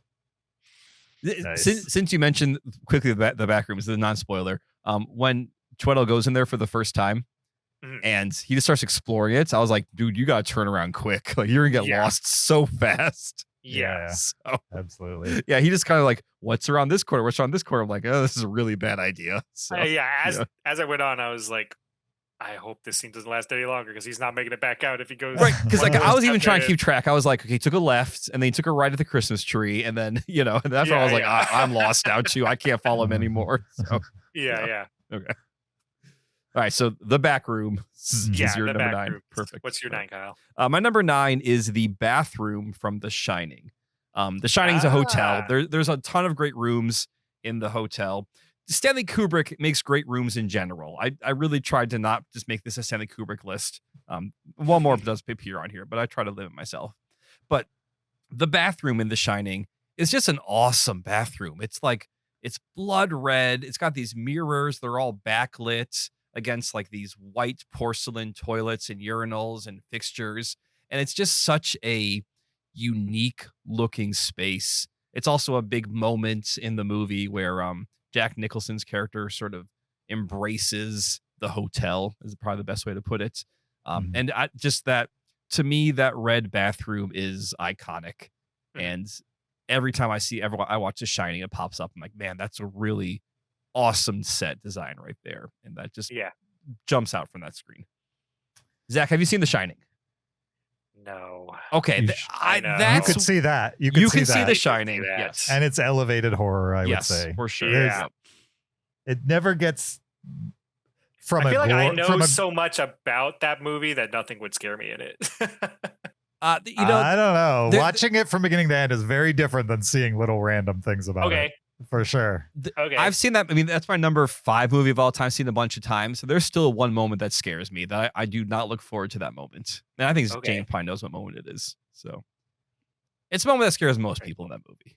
The bathroom moment. It involves another bathroom. Exactly. Yeah. Yes. Yeah. Yep. Yeah, that's a good one.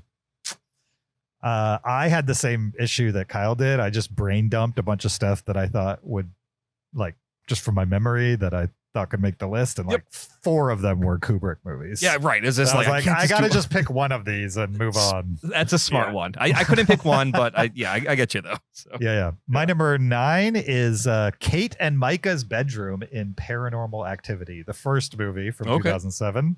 Okay. Also, Zach, one that you could watch. I'm not sure it's elevated, but if you liked the found footage element of like this, there's like a little bit of dread, but nothing ever really jumps out at you. There's no like jump scares in the original Paranormal Activity. Some of the later movies, they integrated some jump scares into them, but in this one, it's more about like feeling like something's gonna happen, and like the movie itself, when something does happen, swells the music up, type of thing. So it's never actually trying to trick you into being scared, and yet scary things happen because of the possibility of all the things that could happen, type of thing.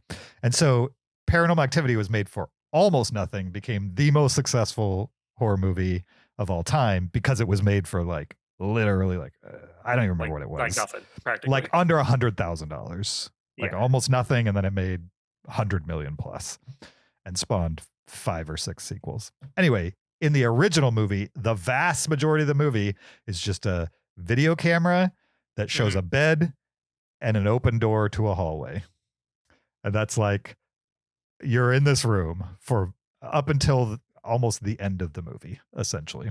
And these people, they come and go, you get little shades of their day-to-day, communication, their relationship, and then they go to bed, and then the camera will cut in the middle of the night and something creepy will happen really slow. Anyway, it's great. It's awesome. And that locked off camera shot of that room with the open door is like burned into my brain. And that's why it's my number 9. I bet. That's a good one. My number 8 is the Danger Room from X-Men. That's a good one. Room that simulates scenarios for them to train off of. It's a really cool idea, and it's a room that you can kind of like make whatever you want of it. So it's a little bit of a cop out because it's like it could be any room you want it to be, but I just think that it's a cool idea for like it's a superhero training room. That's my number 8. Nice. I thought about the X-Men, the Danger Room. I don't remember it being featured very much in the movies. I remember it more being like the cartoon. Yeah, it's in one of the movies. I think like at the start of one of the movies for like a little bit, and then that's kind of like it. for the Yeah. movies. But like in the cartoon, Uh, they were in the danger room all the time. Yeah, Yeah. yeah. And I learned about the Danger Room because the Danger Room, they turn it into a character, into a robot called Danger. Oh. And that character is going to be in the next Marvel fighting game. And that's where I learned about the Danger Room. And I was like, okay. Yeah. Interesting.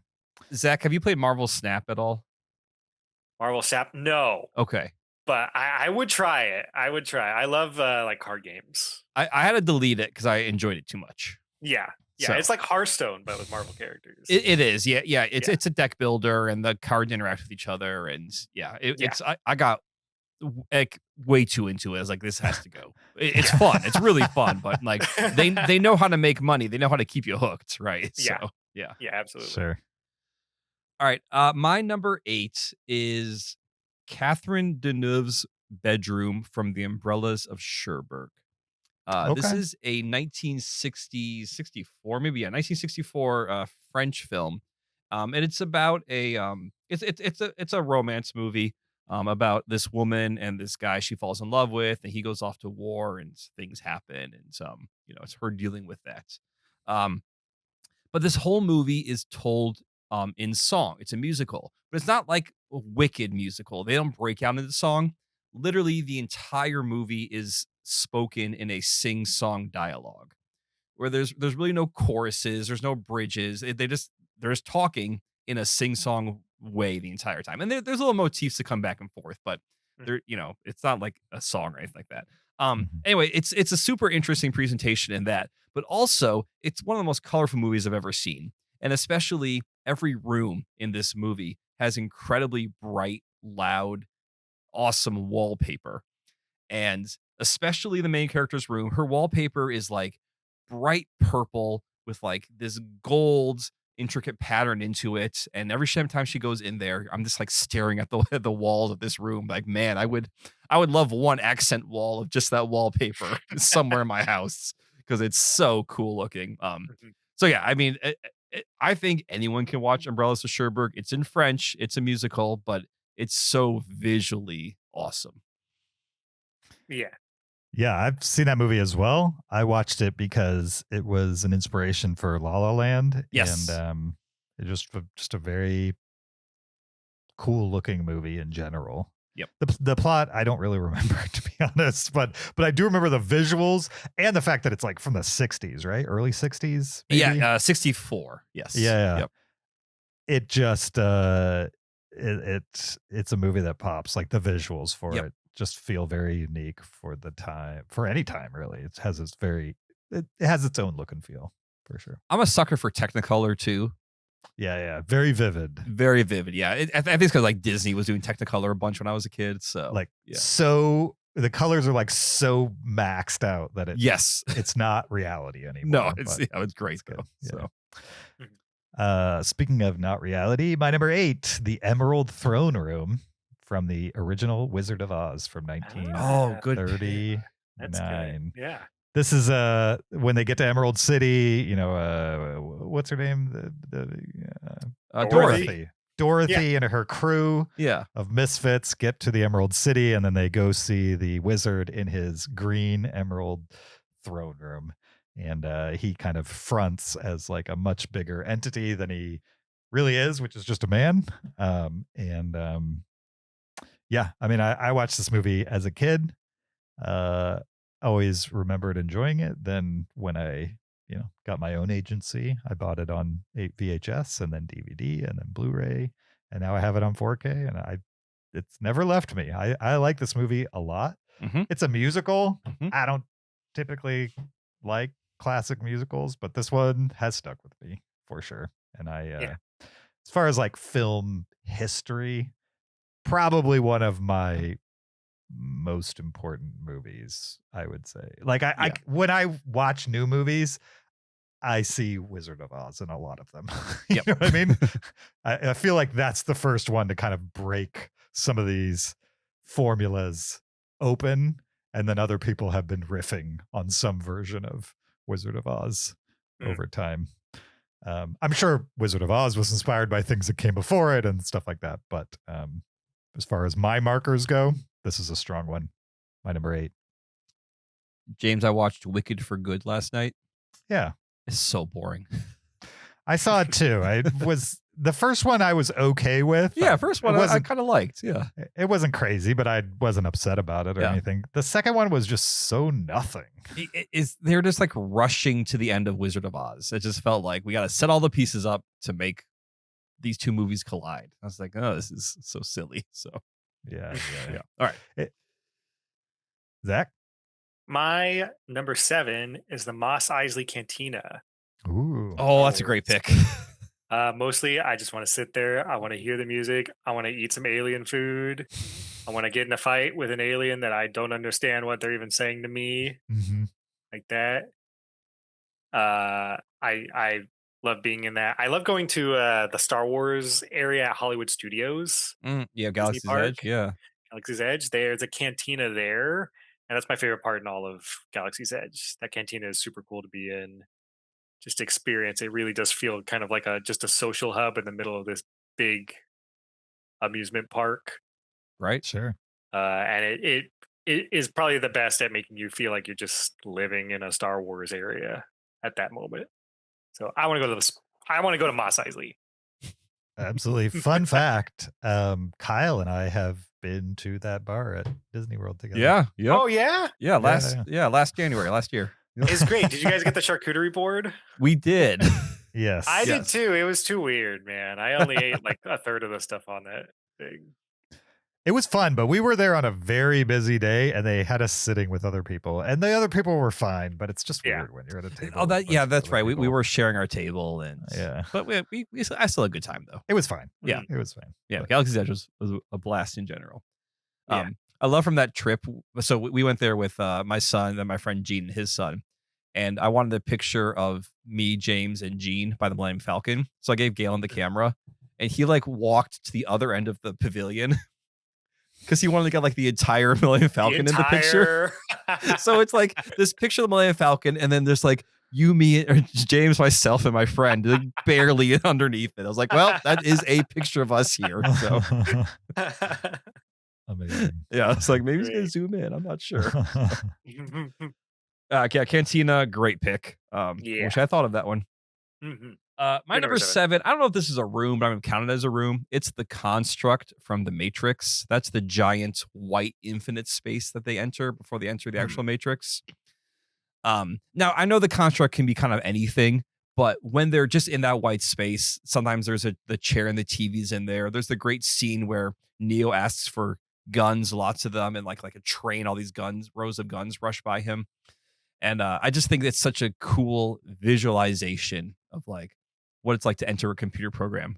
Like, here's a blank space. Do with it what you shall. Yeah. So yeah, that's a good pick. It stands out. Yep. Nice. My number 7 is the Boiler Room from Glengarry Glen Ross from 1992. Okay.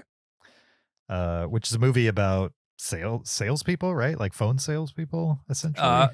Real estate, but they do it estate. over the phone. Yeah. Right. So it's a room. This is probably where I'm violating the rules because it's again kind of an office room, but it's a bunch of guys on phones who are competing, to be top salesmen, and it's based on a play. It's just a pure acting movie. It's just a bunch of dudes in a room just riffing off each other and soliloquying, or I don't know what you'd call it, monologuing at times, and in very intense ways. And it's just a pure acting experience that takes place in this one very specific room where only this activity happens. Essentially, it's just make phone calls and try to convince people to spend money, essentially, and they're all competing. And it's a very well acted movie, very good movie. The cast is absolutely insane for 1992. You're talking Al Pacino, Jack Lemmon, Alec Baldwin, Ed Harris, Alan Arkin, other people. That's pretty much it. I don't think there's other people in that movie. Well, I mean, Kevin Spacey's. Okay. Oh yeah. There's one other person. You're right. I was leaving him out. It's a couple other people too, not Kevin Spacey-esque, but there's a lot of really well-known actors in a really, really good drama.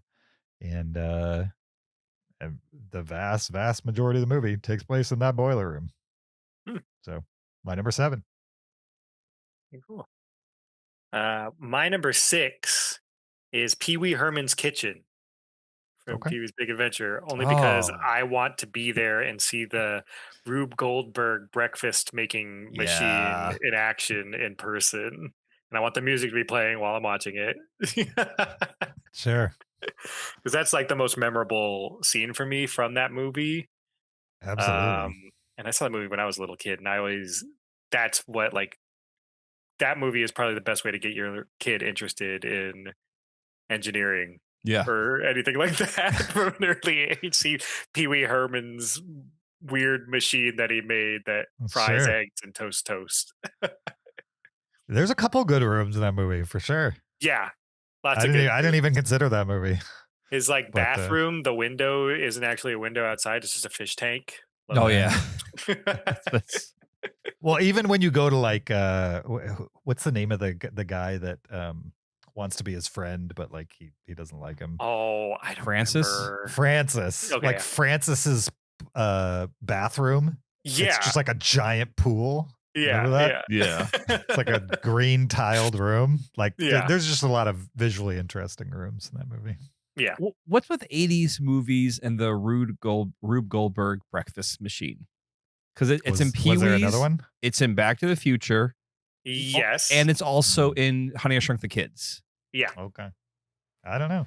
Maybe it was a thing back then. Just to show like this is how you show this person is eccentric. Like they can't just make an egg. They have to do this whole process. Yeah. Could be. Okay. Interesting. All right. My number 6, I waffled on. I'm going to tell you what my original number 6 was, but I disqualified it. Originally, it was the Foot Clan layer from Teenage Mutant Ninja Turtles, the first movie. Mm. But it seemed, I mean, it's a cool space. There's arcade games, there's skateboarding, there's heavy metal, there's cigarettes. Sam Rockwell's there.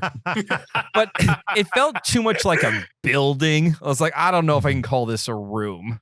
I'm sure there's other rooms aside from that within the building. Yeah, it was hard, but it's you know, it's like, and again, it's one of those things where you watch it, you're like, I want to join the Foot Clan. How is this a deterrent at all? I don't get it. So I decided to keep it turtle themed, and I instead went with the Turtles layer in Teenage Mutant Ninja Turtles 2: Secret of the Ooze. That's the one where they find like the old train station underground. And it's, you know, it's got its own atrium. Again, that's more of a layer than a specific room, but it's such a cool space. And like, who doesn't want to find their own underground cavern to live in and hang out with their teenage friends? Yes. So really good pick. Especially one that's wired with electricity and has an abandoned car, rail car in it. Exactly. Oh yeah. Yeah. I mean, like I would immediately call the rail car as my bedroom, like right away. I don't care about anything else in the layer. I want to sleep in the rail car. So definitely. Cool. My number 6 is the shed from the movie Room. I considered this too, James. It crossed I so my badly mind. just wanted to say the room from the room. Room from Room. Yeah, exactly. Room. Yeah. I mean the it's very prominent in the first half of this movie. Yeah. The first half, without any explanation, takes place in this room, this nondescript room that just has this one tiny little window that she can't quite reach. This woman lives in this room and is being tortured by her abductor, essentially. Not tortured, just taken care of. She's being assaulted. I mean, she's being like, you learn that over time. You don't know why she's there, but she's clearly does not like the person who's bringing her food. She's not there by choice, correct? By choice, right? And then over time, you learn why, and it's because it's an abduction situation, and then she has a child by him, not of her choice, and I think it's an awful story. Yeah, it's an awful room. But she does her best to make this room acceptable to raise a child. Yes. Yep. I would say. And that's what makes the room interesting, is how she makes the best of an absolutely worst case scenario. Yeah.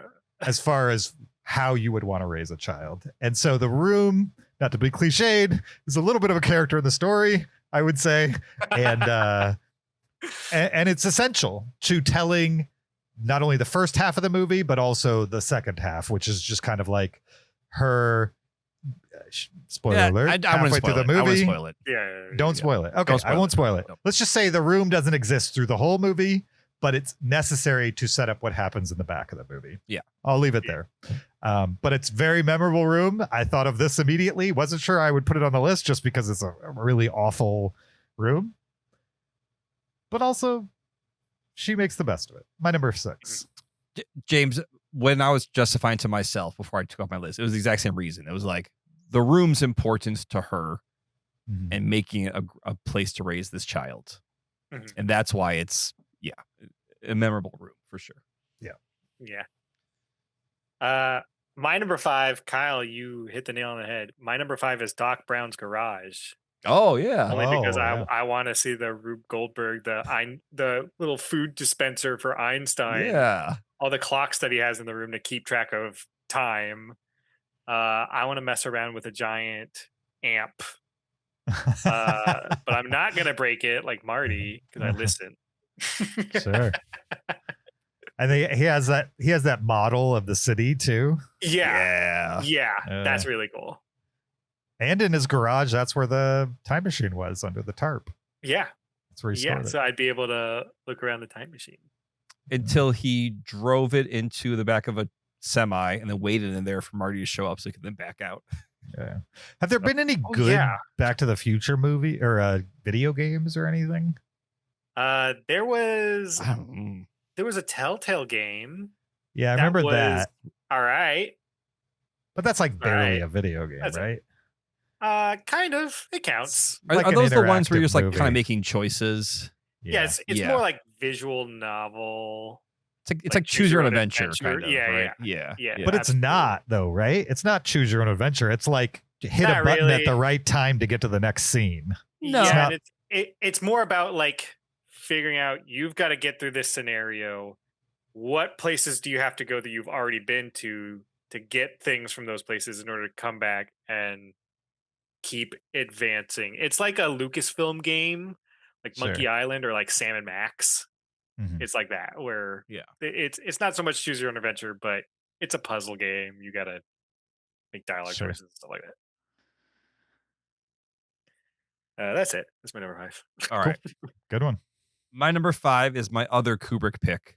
And then there'll be no more Kubrick on this. And this is the final room in 2001: A Space Odyssey. You could argue this is possibly an apartment because there are multiple rooms to this room, but every part of this space is exactly the same. So it all kind of flows together. For those who haven't seen 2001: A Space Odyssey, a reminder, Dave Bowman goes through the Stargate, ends up in this odd lighted apartment where it looks like he's in like a 1700s French room with all the decor and everything. Yet all the walls, the ceiling, the floor is like lit fluorescent lighting. And he ages rapidly. It's hard to explain. The whole movie after the space part is hard to explain. All right, so let me set it up. So there's these prehistoric men at the beginning of the movie. No, it's just, let me just lay it out for you. Anyway, this room is so visually stunning. Because again, it sort of feels like an AI room. It feels like something that doesn't quite understand humans, could be aliens in this case, designed this room to be like, oh, a human needs a bed and a human needs these things. But like, it doesn't understand history. So we'll make it all from like this, the French Revolution era. And, but there's no really clear walls or floor or ceiling. It all just feels a little off to be in this space, which fits the entire movie in itself. But just another iconic image that, people can just pull up that scene and be like, oh yeah, I know what movie you're talking about exactly right there. So yeah, absolutely. That was one of the ones my brain dumped when I first started making this list. Didn't make my list.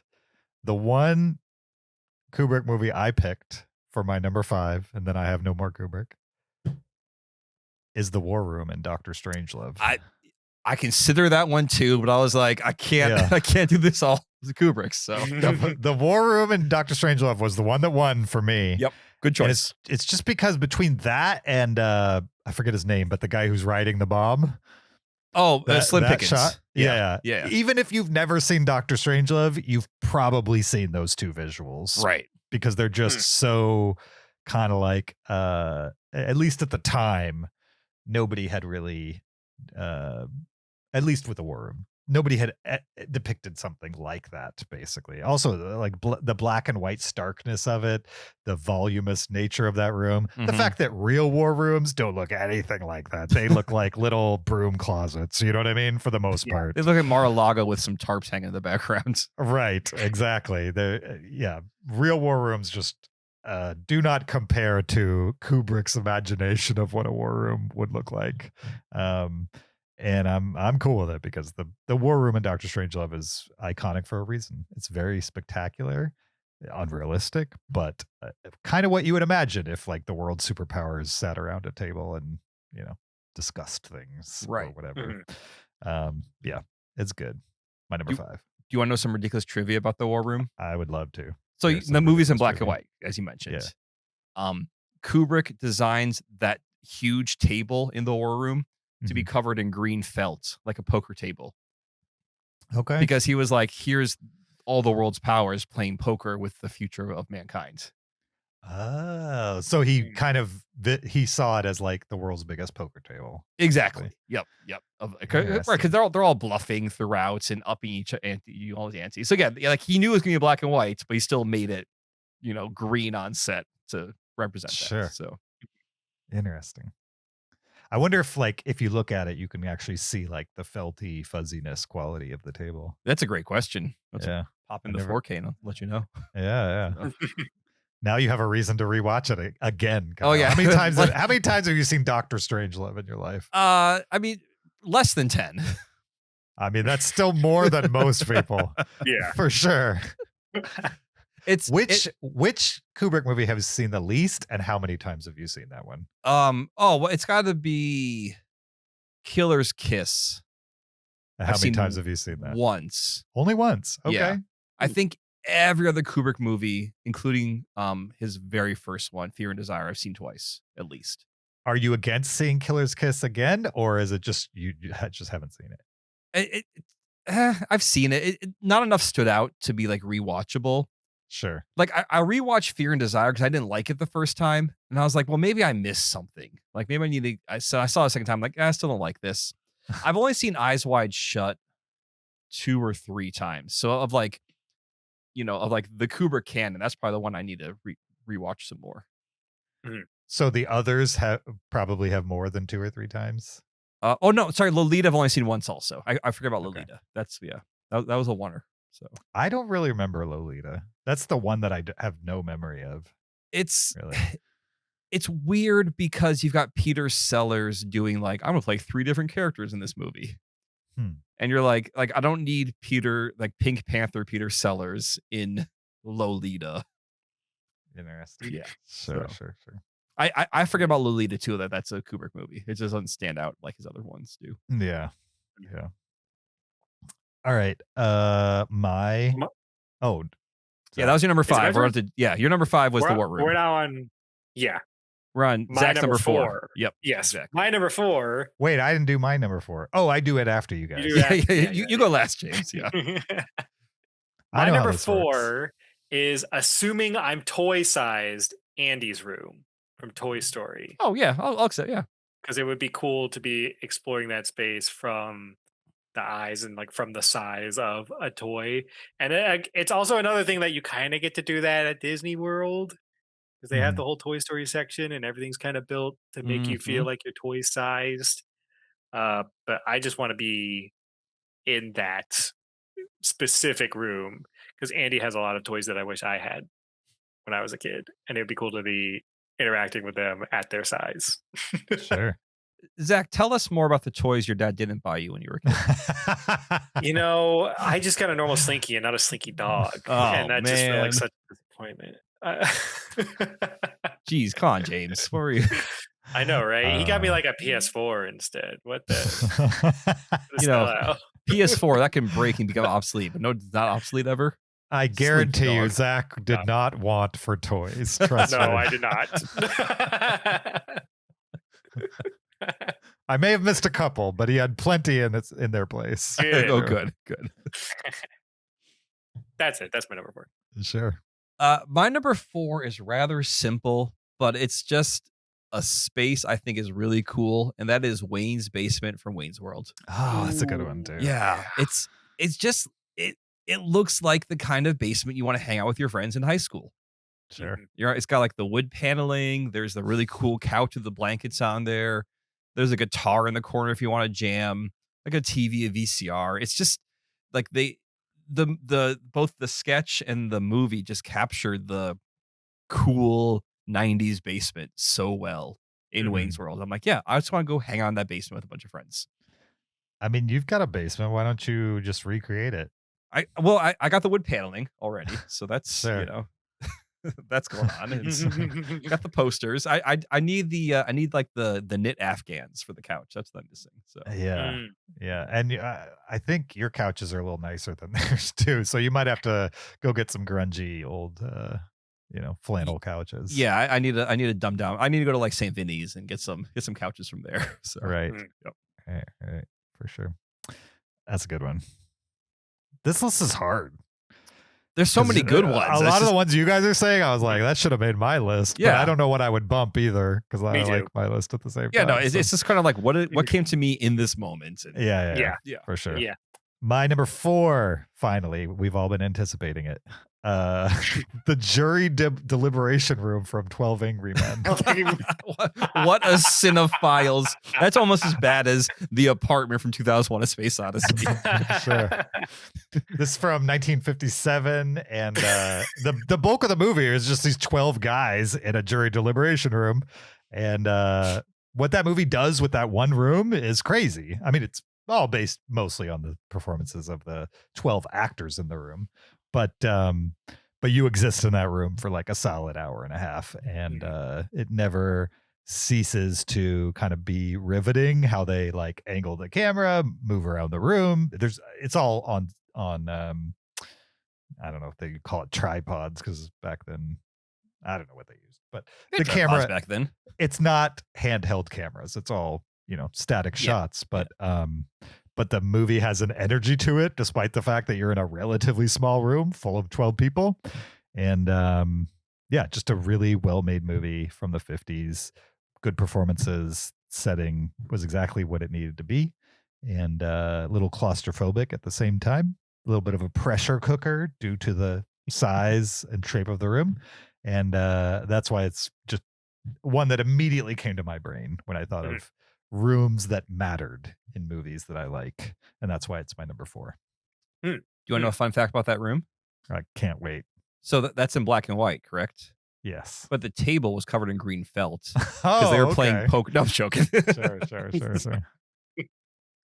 It's a black and white trick. You just they're playing poker with a man's life in that movie. So right. My number 3 is Mario's room from the Super Mario Brothers movie. Okay. Oh yeah. Illumination one, because in his room he just has a bunch of Nintendo references in his room. He's got a little R-wing. He's got posters from like F-Zero and Punch Out, and he has a little NES that he's playing Kid Icarus on. And I just want to hang out with Mario and play Nintendo games with him in his room. Nice. It's like perfectly a Nintendo fan's room, how they'd want it to be. Sure. I love it. Do you think he, in that world, just Nintendo is the only video game system that exists in his world? Yeah. He doesn't like have a Sega or a PlayStation. Nope. Those don't exist in Nintendo world. If Nintendo was smart, they would team up with Sony for a movie and make like a multiverse where like the Sony world and the Nintendo worlds crash into each other. And I don't think it will happen, but a Super Smash Brothers movie would do where that. there's a right? bunch of Oh, yeah. Nintendo characters and also Sonic and some like Microsoft characters too. Would be really cool. Yeah, Wouldn't don't you want to see happen. Mario fight Cloud or something like that? Dude, it'd be so cool to see that on a movie. Yeah. I don't know. I don't know if that'll happen. Well, if anyone from either of those companies is listening, after you write in your letter about why you get the Signs T-shirt, let us know about that idea. Yeah. So, Yeah. my number 3 is the map room from Raiders of the Lost Ark. Okay. Okay. Just because it's such a ridiculous idea for a room, but it looks so cool at the same time. Mhm. This is the room where Indiana Jones has to get the right staff at the right length in the right hole with the medallion at the right time of day to have like the beam of light points to where the Well of Souls is located.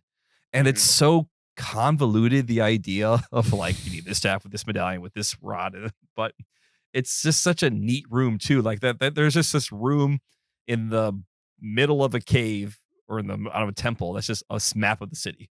And the only purpose of this room is for someone to follow these exact video game steps to find the location of the Well of Souls. And it's a great scene in the movie, and I just think it's a really cool room to exist in the first place. Nice. It's a good one. My number 3 is a Star Wars room. And this is another one where like there were a lot to choose from, and I tried to limit it to one. Definitely the cantina was in, contention, and like the Emperor's throne room from Jedi was in contention. And a couple other things. The one I landed on was Jabba's throne room for Return of the Jedi. Yeah, that's a good one. I thought about it too. Jabba's throne room kind of gave me the cantina vibe a little bit. You know what I mean? There's like aliens kind of in the background, and some of them you see in decent light. Some of them you can like barely make out exactly what they are. There's just a lot of visual intrigue just in the background of the room. But then you also have like the very specific layout, the pit that he falls into in the bottom, Jabba's, platform moving over the pit. There's just like, it's just a very memorable room. Plus it like gets revisited. Well, like the first half of Return of the Jedi, it's the decent portion of it. But like you have the Luke scene in it, which is like very adventurous, and then you have Leia coming in as a bounty hunter in disguise.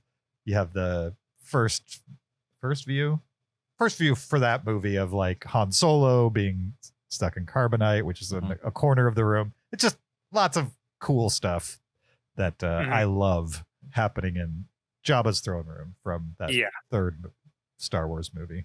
So my number 3. You have the great curtain they all hide behind as they try and catch Leia in the middle of releasing Han Solo. Sure. And the weird little puppet guys, little puppet creatures that laugh. He has a very specific name. I'm sure. Yeah. Yes. Everything George Lucas ever makes. It's like, it's not Sylvester, but it's like Sly Mira or something like that. Slim something. I know this. It's on the tip of James' tongue. I know cannot remember it. Yeah. Yeah. It'll come to you. It'll come to me. In the meantime, my number 2 is Scott Pilgrim's room. Okay. From Scott Pilgrim versus the World. Sure. It's super simple. It's super plain, but I love the gag of it like panning and it's labeling everything. And so many of the things are not Scott's things. They all belong to Wallace. And likewise, I just want to sit in that room and play Sonic games with Scott. Because that's what he's complaining about in that scene in the movie. Sure. I just want to help him. Plus, it's a Absolutely. nice, cozy room. I could see myself like if that was like my first living space, I'd be pumped. Yeah. And plus, I've always wanted to go to Canada, so it'd be nice. Awesome. Wow. Your dad never took you to Canada as a kid either. I personally have never been to Canada. Really? Did we fly over it when we went to Alaska? We flied over it when we went to Yeah. Alaska, but I've never actually. I have been to Canada then. If I flew over it, Okay, then I've been to Jeez, Canada. okay. We're not having this Zach, conversation. We've both been to Then. Canada. Been to Canada. We've been in Canada before. Yeah. Yeah. We had a whole argument on this podcast, Zach, about whether if you fly over a place, if you've been there or not. No. Well, no, first No. it started with You have it's- been there. It started with does it count if you've been to the airport, and then James was like, "Oh, if you fly over it, I think you've been there." So If you Did you walk into the- experience it? No, but you've been there. James, how was Yeah. your trip to Alpha Centauri? Where is that? That's out in space. But if you draw a line from that planet infinitely up, then you've been to space. Are you Oh, it enjoying was- space? It was great then. I don't remember much of it. but Okay. How sure, it was was great. I don't how have any was it- bad memories about it. So How was it being the first person to the moon since 1972? well, that's not true. We've all been to the moon. You go, okay, all right. Well, okay. Anyway, All right. Zach, your number 2 was Scott Pilgrim's Room. Yes. Yes, in Canada that we've all visited. In Canada. My number 2 is probably the biggest stretch, and that is Batman's Lair, the Batcave from 1989's Batman, Okay. Tim Burton Batman. Which, Mhm. as much as I love The Dark Knight, like I really have a soft spot for Tim Burton, Michael Keaton Batman. The Batcaves in Nolan's movies is a hot take. They're so boring. Well, I mean, the one is kind of cool in Dark Knight, where it's again, it's sort of like a liminal space. Is it kind of that cavernous room? Mhm. But it's not. It's just an interesting idea. It's not like an it's cool office looking. building that they ripped all the tables out of. Yeah. I But don't in like it. in 1989 Batman, it's an actual cave. It's got Mhm. like pits to nowhere. The bat car. What's it called? The bat car? The Batmobile. Thank you. Batmobile? The Batmobile is on a. The Bat car. I couldn't think what it's called. Well, everything like the Bat plane, everything else is the Bat something. That's the The Bat credit Batmobile. card. So exactly, the Bat credit card. The Batmobile is like on its own platform. He has a computer in there. There's no railings. It's just such a cool design of a layer of a. It's an actual Bat cave that he then put into. Everything's wet. Like Alfred must be fixing shorts all the time on that computer. So, like a cave is a terrible place for electronic equipment. Electronics. But Yeah. Yeah. Michael Keaton's Batman is committed to the bit. So Nice. I would probably not want to go just because I'd have to slide down a pole to get there. And I that's don't the wanna- best part. I don't want to get rope burn or pole burn. I don't Pole know. burn. Yeah. That pole's Crotch greased. burn. Another one of Alfred's job is keep the pole greased at all Is lube the times. pole, yeah. Exactly. So, I mean, he's serving one person. Like, he's got a lot of time on his hands. Sure. There's a lot of dusting to do. It's a very big house for one person. Yeah. He's one guy. I'm hoping he's like, Master Wayne, you'll be in like 4 rooms of this house, right? I can the other 30 I can close up for throw some white sheets on them. We're good, right? I don't need to. He's like, no, Alfred, I might sleep in the West Wing tonight. I'll get the bed ready. Hey, Alfred, don't forget to grease the pole while you're at it. Why else? Why else does he have a mansion?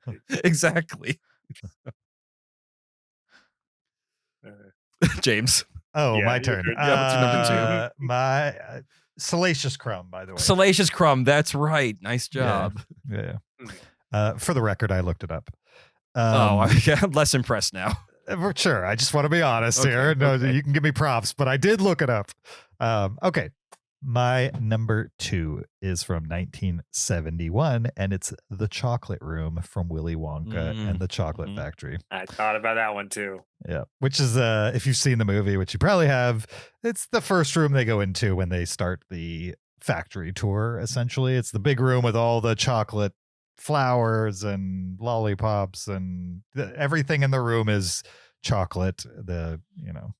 Literally everything. The is chocolate. river. The Yeah. river. Although, is the tube that Augustus Gloop gets sucked down, the tube's not chocolate, right? No, that's plastic. No, it's not. Right. So, That's food grade plastic. Willy Wonka is a liar. Well, I think the production of the tube chocolate comes from has out to of the be room. It's still He's in the not a room. liar. it's He still in the says- room. The dialogue Is he made out of chocolate? well, that's what I'm saying. let's not deal in absolutes here. Most of what's in this room is chocolate, not all of what's in this room. Yeah, it's just an iconic room, literally called the chocolate room in the movie, and I love that movie as well. That's why it's my number 2. The chocolate seems a little thin. Some of it. Yeah, It's watery. the Man. the, A the, boat's the gotta river be of able to float chocolate. on it, Yeah, so. I want a little more viscosity from my river of chocolate. That's a Yoo-hoo river, not a chocolate river. My number 1 is Will Ferrell's basement from the Lego Movie. Oh, okay. Yeah, Because Sure. I'm a big Lego fan, and when I saw that scene in the movie, I just wanted to be there. It's so cool. It's this massive, fully Lego brick built city that they made just for this set. Like that's all actual Lego that they got master builders to build up for the movie. I just want to be in there. I want to see everything that they came up with and made. There's so many things in the movie we didn't get to see that they made in that room. And I just want to spend a whole day there messing around. And I want to build a little thing and leave it in there. So I say contributed to it or something.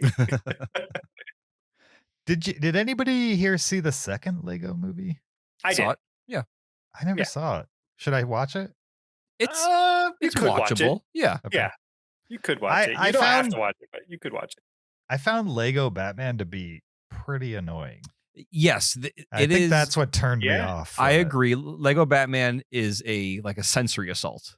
Uh-huh. Yeah. But so they went back to like a more balanced. I mean, original Lego movie's pretty frenetic too. For some reason, there was enough heart there that I bought into it. With Batman Batman Lego, I just could not get past just how fast the jokes were and like how constant it was. Yeah. Does Lego 2 have more heart to it? Not as much heart as Batman? Lego movie. Yeah. It's between like I gave Lego movie a 4-star. I gave Lego Batman 3 and Lego movie 2 is 2 and 3.5. It's kind of right in between. It's a little bit of column A, a little bit of column B. Sure. Yeah. Anyway, that was my number 1. Okay. That's a great pick. It's a good one. Yeah. Thank you. Again, another one I was that happy crossed my for mind. realizing that.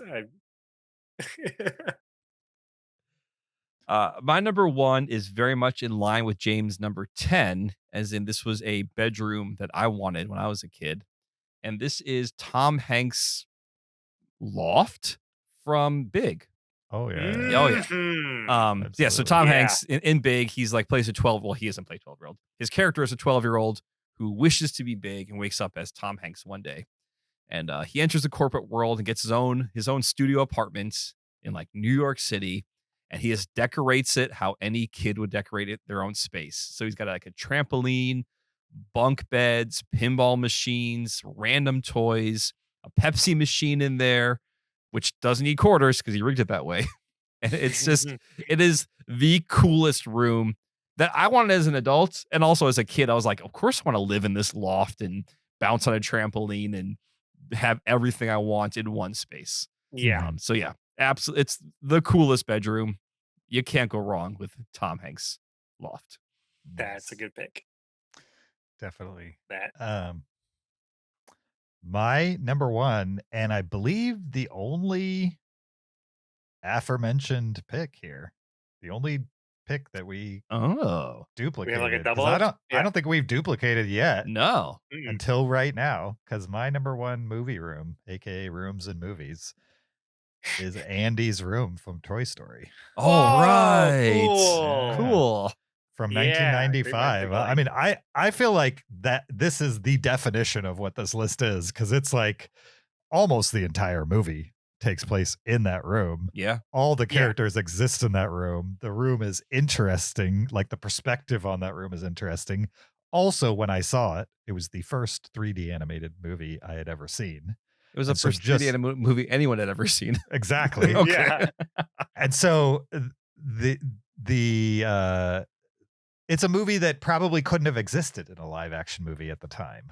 You know what I mean? Or at least not the well, probably could have existed. It just wouldn't have worked the same way that it did work in That this. room would not have looked as colorful and welcoming in a live action setting as it did in that movie. Right. Yeah. Also, it if you look into the history of 3D animated movies or 3D animation in general, there's a very good reason why they did Toy Story first. It's because they couldn't really do humans very well. And so by doing toys, they could have expressions on them, but they didn't have to be realistic or even remotely realistic. They're plastic. So the limitations could become a part of the joke, essentially. And I think that carries through the room as well. Just very stylized, very colorful, very toy-like, which makes sense. Like my rooms as a kid were kids' rooms, but they weren't baby blue wallpaper with sky. You know what I mean? Like The they weren't clouds and everything. Yeah, they weren't like just Yeah. completely toyed out like Andy's room was. And I think without that room and the way it's presented, both like what's in it and also the way it's visually presented and the perspectives of the toys within that space, it's just an integral part of that movie. 100%. And like you spend the whole movie in this one confined space. This is their entire existence. And them leaving the room is the climax of the movie. Yeah. And the only other comparable room to that progression is Room. Very different movies, Wow. very different rooms. Yeah. But easily I could have swapped the two of those probably. Yeah. But just pure enjoyment on top of all of that, that's what makes Andy's room from Toy Story my number one. Cool. Nice. It's a great pick. Yeah. Awesome. That's our list. Our top 10 movie rooms, aka rooms in movies. Maybe we should do a list someday that's like favorite rooms we've seen a movie in. Oh, like favorite space we've seen in a movie? Yeah. Yeah. I've always wanted to do like favorite movie going experiences. I feel like we've done that. Maybe we have. I don't know if we have or not. So we've done some variation on that. yeah. Mhm. I think if I was to make that list, it'd be a lot of the list you suggested. It'd be a lot of like basements in high school where I saw movies, which would be very specific to me. But you Sure. Yeah. like, yeah, Or like Theater 4 at Disney City Walk. Or exactly. Whatever. So yeah, maybe, might be. But I think the fact that we had so little crossover just shows like how good of a list idea this was. Yeah. Because I'm gonna admit, when I first read this list, I was like, how am I gonna make this list? Like, I don't remember rooms, but then we all kind of came with our own ideas and Yeah. the whole way through, like, oh yeah, I should have thought of that. I don't have any Star Wars on my list. I realized none at all. Sure. Yeah. Oh Yeah. well, yeah. Definitely. Okay. Well, thank you for joining us for this episode 730 of the Cinereelists podcast. We appreciate your listenership. Don't forget, check out the video version on YouTube, support us on Patreon, leave us an Apple Podcast review, or send us an email. Links are in the description to do any and all those things. Send us an email telling us why you should win that vintage t-shirt from the 2002 M. Night Shyamalan film Signs. You can do that as well. Or you could follow us on social media on Twitter, Facebook, Instagram, or TikTok at Cinereelists. Or you can follow me on my personal Blue Sky or Letterboxd account at YoJRB. You can find me on Letterboxd at Peter SKB. Zach, where can the listeners find you if you want to be found? If I want to be found, it's on Twitter at BubbyZB, BUBBYZB. Nice. Yeah, that's it. Thanks for coming on the podcast, Zach, as always. Thank you for having me. Oh yeah, always a You're pleasure, always- Zach, to have you You're on. always welcome. Mhm. And I had no idea what we're doing next week. Zach, clearly out. Old Zach, clearly out this week. Going to be out next week. So it's just Kyle and I again. Who knows what we'll get into on this one? What kind of shenanigans we'll get into, James? Who For knows? sure. So look forward to that. We'll see you guys there. Until then, keep it cinereal.